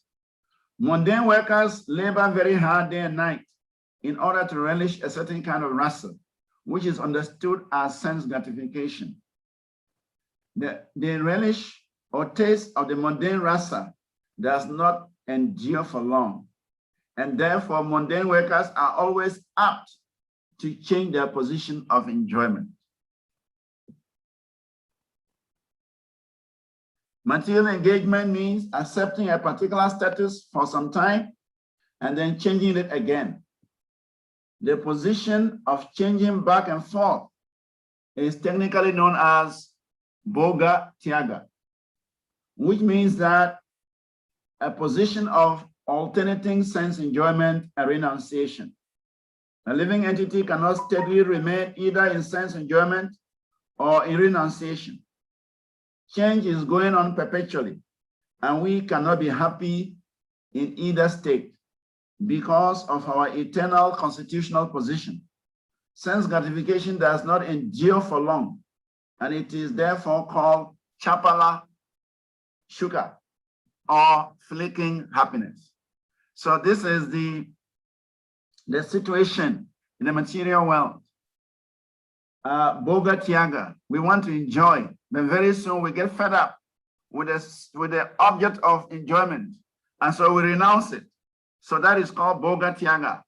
We want to enjoy, but very soon we are fed up with it, and we want to change. We want to drop it and find another one. And so because of this leads to what is called Chapala Sukha, flickering happiness. Because we are attached to something at the moment, the next moment we are detached from it. So therefore, our pleasure in relationship to that object is also flickering. And so mundane rasas cannot produce the happiness, the bliss, the joy that a living entity is hankering for.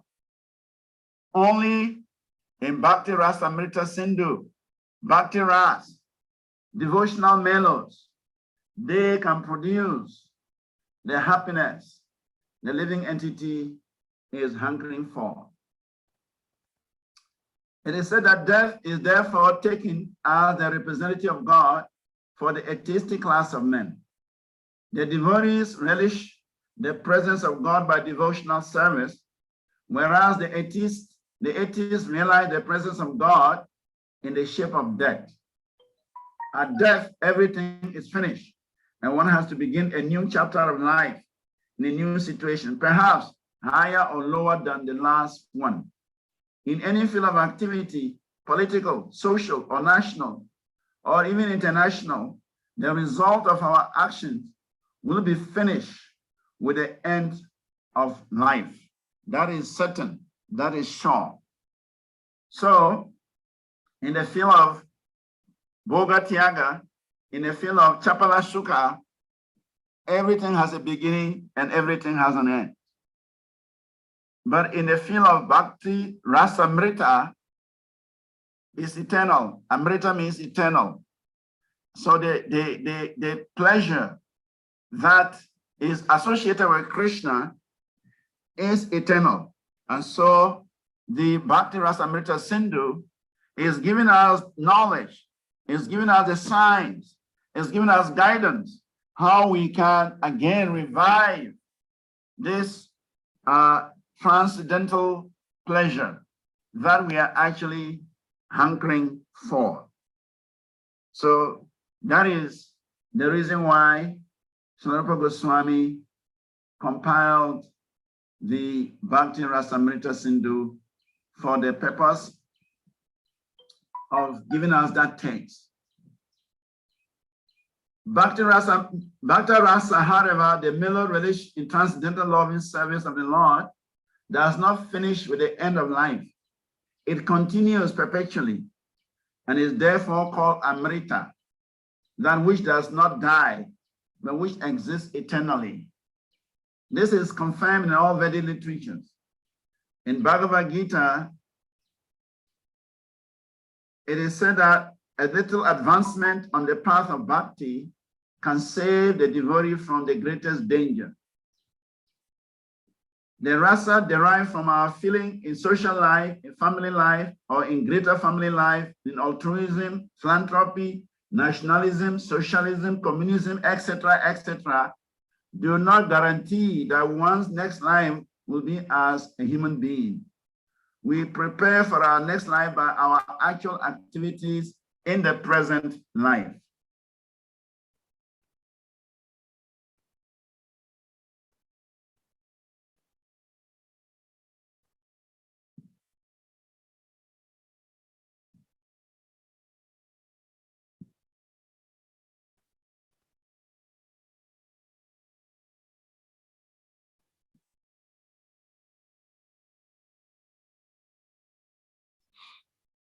So any comments?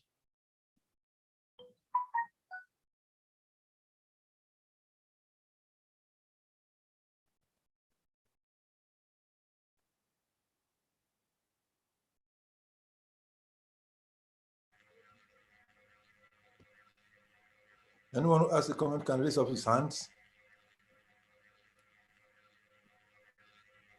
I guess there is none yet. Your Holiness, I want to ask one question. And in the section that you were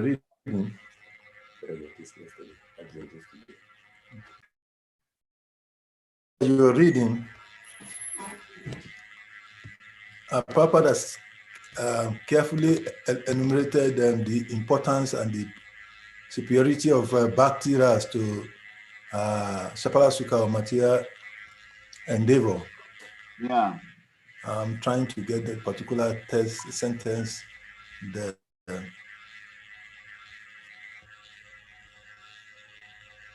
so the question is that for a new person in the process of devotion and service who feels there are so many who assume that altruism philanthropies give them the best of satisfaction. How do one convince such a person that this Bhakti Ras, which we have not experienced, but one has experienced joy or happiness, so-called happiness from altruism, philanthropism, and all of that. Presently, one is experiencing that. How do one convince the mind or a new person that this Bhakti Ras is superior to that when one has not tasted that? Yeah, that is a very important question. Actually, if we have not tested anything in Krishna consciousness, how can we be convinced? I want to speak of convincing others. So, developing taste in Krishna consciousness is very important because it is that taste that keeps us going. And actually, I will say that each and every one of us have had some taste in Krishna consciousness. Otherwise, how could we stay for all these years? There is some taste somewhere. Either you are getting some taste from chanting the holy name, you are getting some taste from studying the scriptures, you are getting some taste from the devotee association, you are getting some taste from taking prasadam, you are getting some taste by preaching Krishna consciousness. There is some taste somewhere which is keeping one going. For sure, because if one has no taste for anything related to Krishna, he cannot remain in Krishna consciousness for long. So developing a taste in Krishna consciousness is very crucial because it is that taste that keeps us going. So, and that is why we emphasize on practice. Without practice, one cannot develop taste. So a neophyte devotee, a new devotee has to be encouraged to practice. As it's often said, the taste of the pudding is in its eating. So the philosophy attracts us in the first place. When we hear the wonderful philosophy of Krishna consciousness, it attracts us. That is the first taste. And then when we come in contact with devotees, we take prasadam. Prasadam has taste. We become attracted to the prasadam. Then devotee association, we see devotee association very nice. There is some taste there. And in fact, I can also say that in the beginning of Krishna consciousness, Krishna personally gives some taste. Even a new devotee who comes today, Krishna gives him some taste. he would either enjoy the kirtan, enjoy the lecture, enjoy prasadam. He will enjoy something. Something will give him taste. And that is the way Krishna actually brings us closer. But as we advance in our Krishna consciousness, that initial taste that Krishna gave us diminishes, because that is like a bonus. Once somebody comes to Krishna consciousness, Krishna wants to let him know that there is a higher taste here. So Krishna, without even an effort, Krishna gives a taste to a new devotee. But as time goes on and you mature in Krishna consciousness, that bonus mark is withdrawn. And now you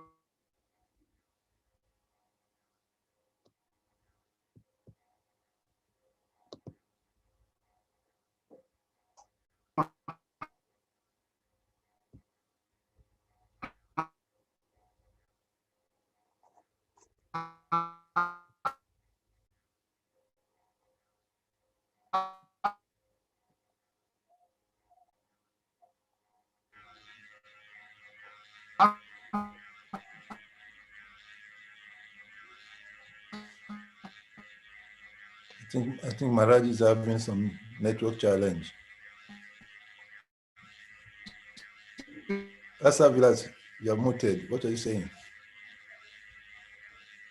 Krishna Prabhu, no. I'm actually I'm in town with some group of people to do something. So they were asking something. It's okay. I think Srivas Prabhu has some network challenge. Yes, media network is never stable. Yeah, welcome back. All right.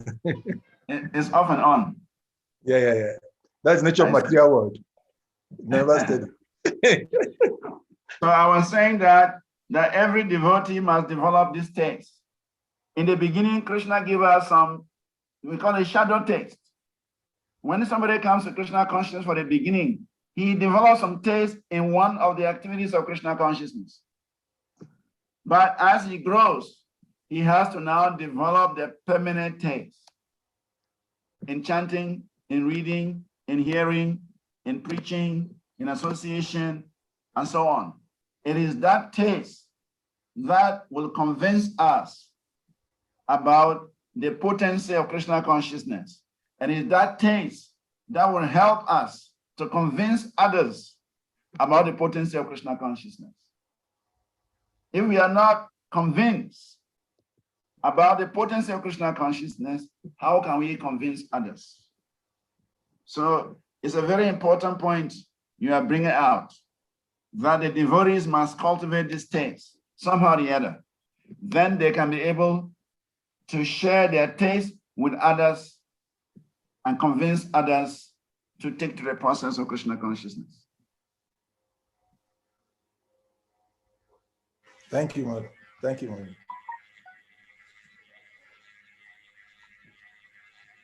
Any other comment? Hare Krishna. Hare Krishna. When I joined the movement, the taste I actually had for the first time was eating of prasadam. Okay. And I'm still holding on to eating of prasad. If you have to share the taste, now you give people prasad and they are even objecting to eat. I don't know, they are so much attached to eating of meat, fish, and eggs. So when you cook prasad, after offering you give people food, they will be giving you 1,001 excuses they don't want to eat. Am I not deviating from also sharing my taste?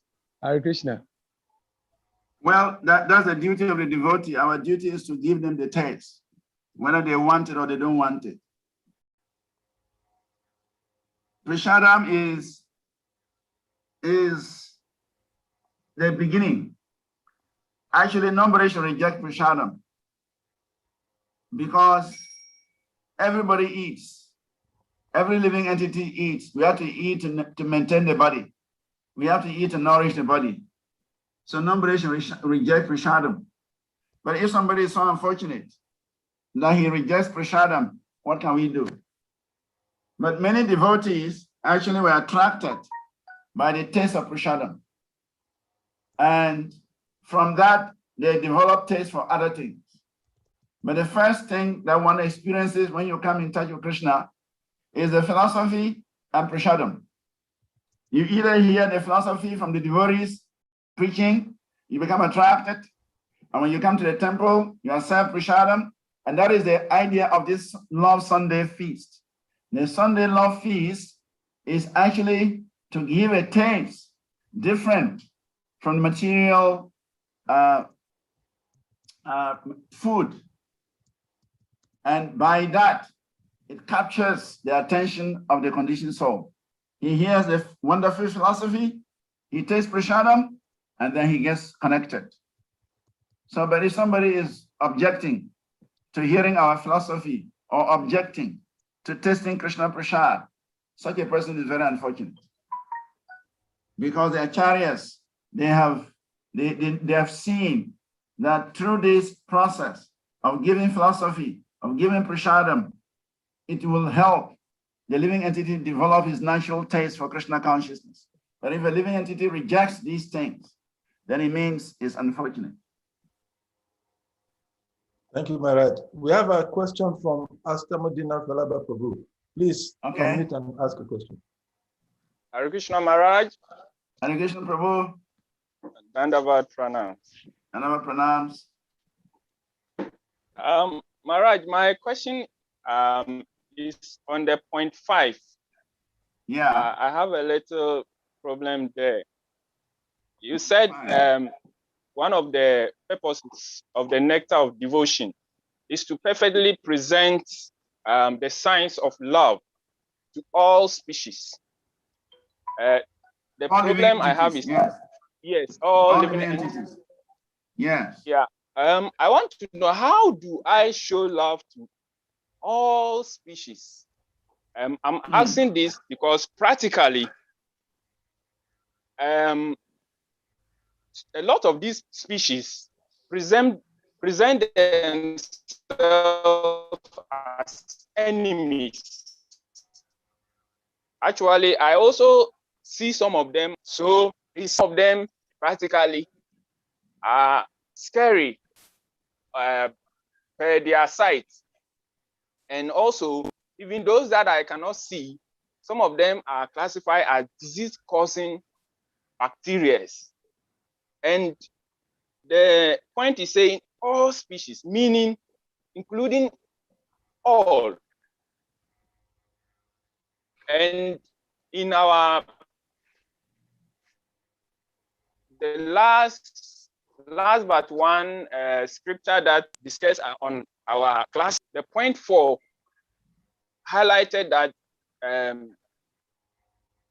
says we should offer gifts in charity, accepting charitable gifts, revealing one's mind, inquiring confidentially, accepting prashada, offering prashada.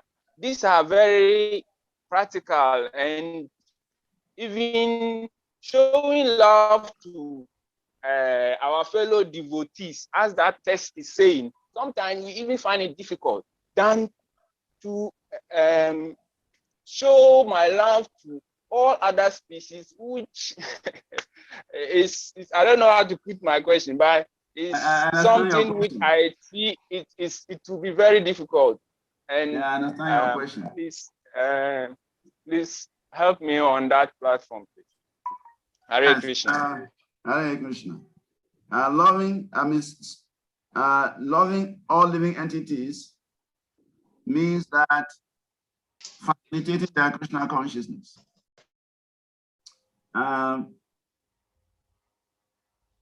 Lord Chaitanya asked Haridas that how can non-moving living entities benefit from this Krishna consciousness?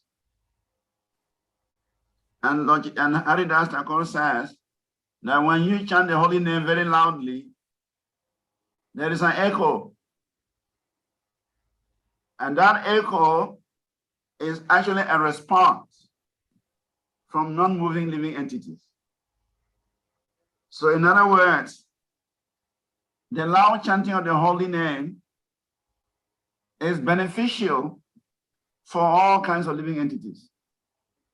Insects, microbes, trees, Any living entity that comes in touch with the holy name is described as Chintamani. Nam Chintamani Krishnas. The holy name is Chintamani. It's a touchstone. So anyone who comes in touch with the touchstone of the holy name is benefited.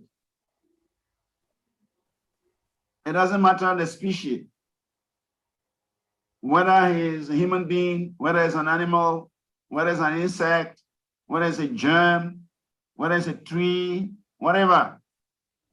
Any living entity that comes in touch with the holy name, it benefits.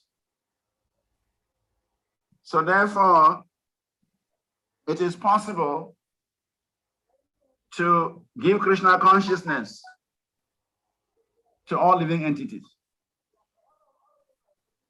We heard the story of Ramanuja Acharya, who took prasadam, his remnants of his prasadam, and he threw it into a lake. He bit some prasadam and threw it into a lake. And some fishes ate that prasadam, and instantly they develop into Vaikuntha bodies to the eyewitness of the disciples. They saw those fishes turning into Vaikuntha, residents of Vaikuntha with 400 blue forms, and then ascending into the spiritual world. So that means the holy name of the Lord, prasadam of the Lord, the glories of the Lord, anything connected to the Lord has the potency of delivering all living entities. So we may not be able to perform like or act like Ramanuja Acharya, giving prasadam to fishes and then liberating them instantly. But at least we can do Harinam, we can chant the name loudly, and the whole environment, the living entities in that environment, they by hearing Krishna's name. So that is what we are supposed to do, and that is the mission of Chaitanya Mahaprabhu. So Mahaprabhu chants, performs on the street so that all living entities can get a chance. Even we see when he was traveling from Bengal to Vrindavan, the forest of Jarikanda, even wild animals like tiger, deer, elephant, they were all enthused by hearing the holy name. They gave up their enmity. Tiger and deer were embracing, they were dancing, they were chanting. So that means that the holy name of Krishna is capable of benedicting any and every living entity. So our duty is to simply spread the holy name. Let everybody hear the holy name, whether they're trees, animals, or human beings. And that is how we can benedict all living entities with Krishna consciousness. Thank you, Maharaj. Our next question is from Prince Akems. Please, can you unmute and ask a question? Akinchana Das from Togo. Akinchana Das from Togo. You should change this name on the Zoom.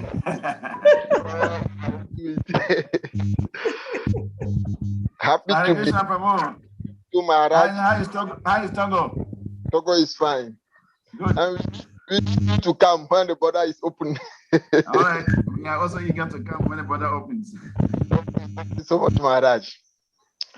Maharaj, I have a question. I don't know. The question is for myself. I can say it is stupid because by the teaching you've given us, actually, Krishna is the source of all the love. And if we want to have this love, we have to do devotional service. But what we do regularly when we are together in sadhusanga or in association with the devotee or in community of devotee, and we are in the process of the devotional service, what regularly we see is there is no love between the devotees sometimes. But we are in front of the one who is giving the love. How can we explain this?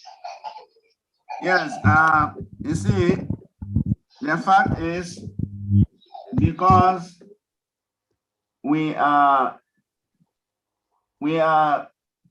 practitioners,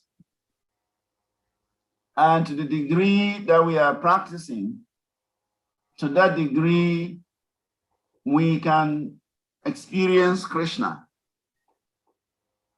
The more we experience Krishna in our life, the more we can relate with others. Actually, it is said that loving Krishna includes loving every living entity. Our loving propensity expands just as a vibration of light or air expands. But we do not know where it ends. The Nectar of Devotion teaches us the science of loving every one of the living entities perfectly by the easy method of loving Krishna. We have failed to create peace and harmony in human society, even by such great attempts as the United Nations, because we do not know the right method. The method is very simple, but one has to understand it with a cool head. Prabhupada writes,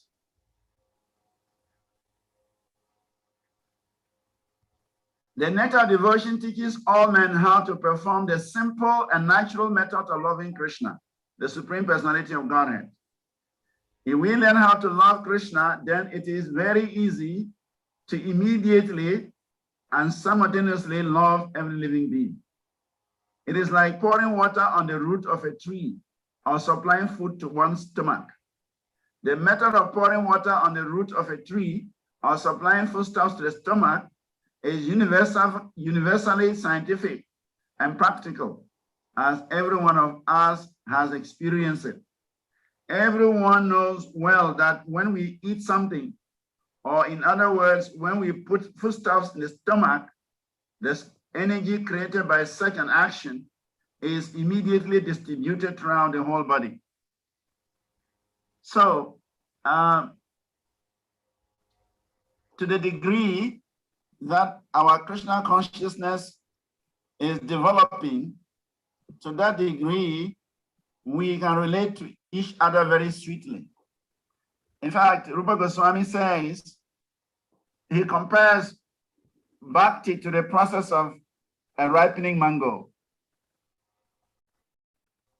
A mango is a mango, whether it is ripe mango or unripe mango, it is mango. A devotee is a devotee. But then we compare his devotional activities, his maturity in devotional service, his realization in devotional service to the ripening of a mango. A green mango is still a mango, but it does not taste sweet.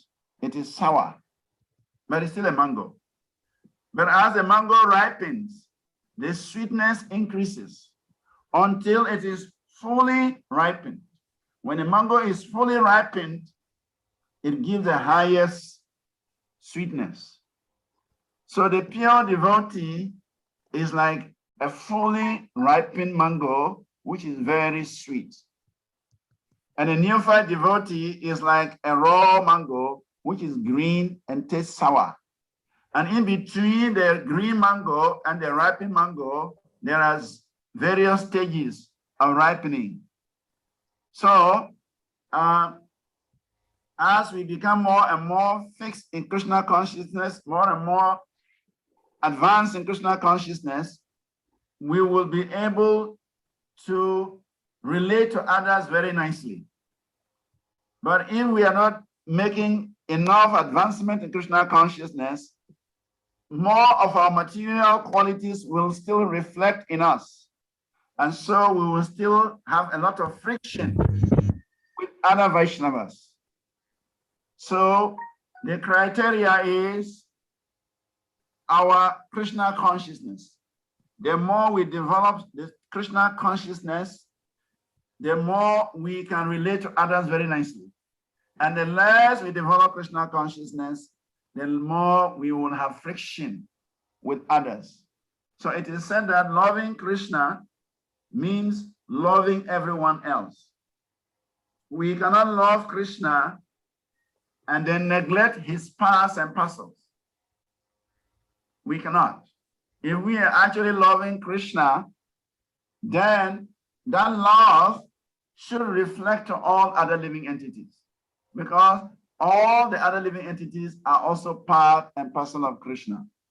Mama Ivam so jiva loke, jiva bhuta sanatana. Krishna says that all living entities are part and parcel of me eternally. So as soon as we develop some affection for Krishna, that affection must reflect on all other living entities. So we can use this as the barometer. We can use this as the litmus test. How much we are loving Krishna will reflect on how much we love Krishna's devotees. That is the test. So if somebody says he loves Krishna and he hates the devotees, then we can understand that he's just pretending. If somebody loves Krishna, really, he should have love for all the devotees of Krishna, because he sees Krishna in all the devotees. He feels the presence of Krishna in all the devotees. So he feels jolly, he feels happy in the presence of the devotees. So that is the barometer to check our own Krishna consciousness. Are we feeling happy in the association of devotees? Are we feeling happy when we see other devotees?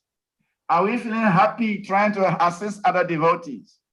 Are we feeling happy when we see others becoming advanced in Krishna consciousness? If we are feeling happy, it means our own Krishna consciousness is blossoming. But if we are not feeling happy seeing devotees, we are not feeling happy to see others advance, we are not feeling happy when others make progress, then it means our own Krishna consciousness has not progressed so much. And that applies to everyone else. So in an association where there is no much development of Krishna consciousness, there will be friction, there will be antagonism, there will be fight, there will be quarrels. But in a situation where everyone is making advancement and experiencing Krishna in their life, there will be cooperation, there will be joy, there will be wonderful exchanges, because we are connected to the source of all pleasure. Thank you so much. Thank you so much. Thank you very much, Maharaj. So I think we will end here because our time is already gone. 9:30 has passed. Exactly. Tomorrow I would send the slides to Salika Prabhu, and then tomorrow we can actually share the slides. That will facilitate the discussion. Thank you very much, Maharaj. We will end here, and then tomorrow we continue from here. So on this note, we want to express our appreciation to you, Maharaj, for your wonderful presentation. And we pray that Krishna give us the opportunity to be able to make proper use of the knowledge that we have received here today. So I request all of the devotees to please kindly unmute. Let us chant loudly, powerful, Hare Krishna mantra to appreciate the goodness of God. Hare Hare Krishna, Krishna Krishna, Hare Hare Ram, Hare Ram, Ram Ram, Hare Krishna. Hare Thank you very much. Prabhupada ki jai. Hare Krishna. So Prabhupada, I'll send you the PowerPoint. Okay, perfect. I'll be expecting that. Maybe I don't know whether I can send it through the email. And whichever way is convenient for you, probably. Okay. I'll see which is practical. Thank you very much. So see you tomorrow at 7:30. Okay. Hare Krishna, devotees. We look forward to seeing all of you tomorrow. Please come on time. let's wait for the teacher. Let the teacher come and wait for Hare Krishna. Hare Krishna. Vaishnava Thakur ki jai.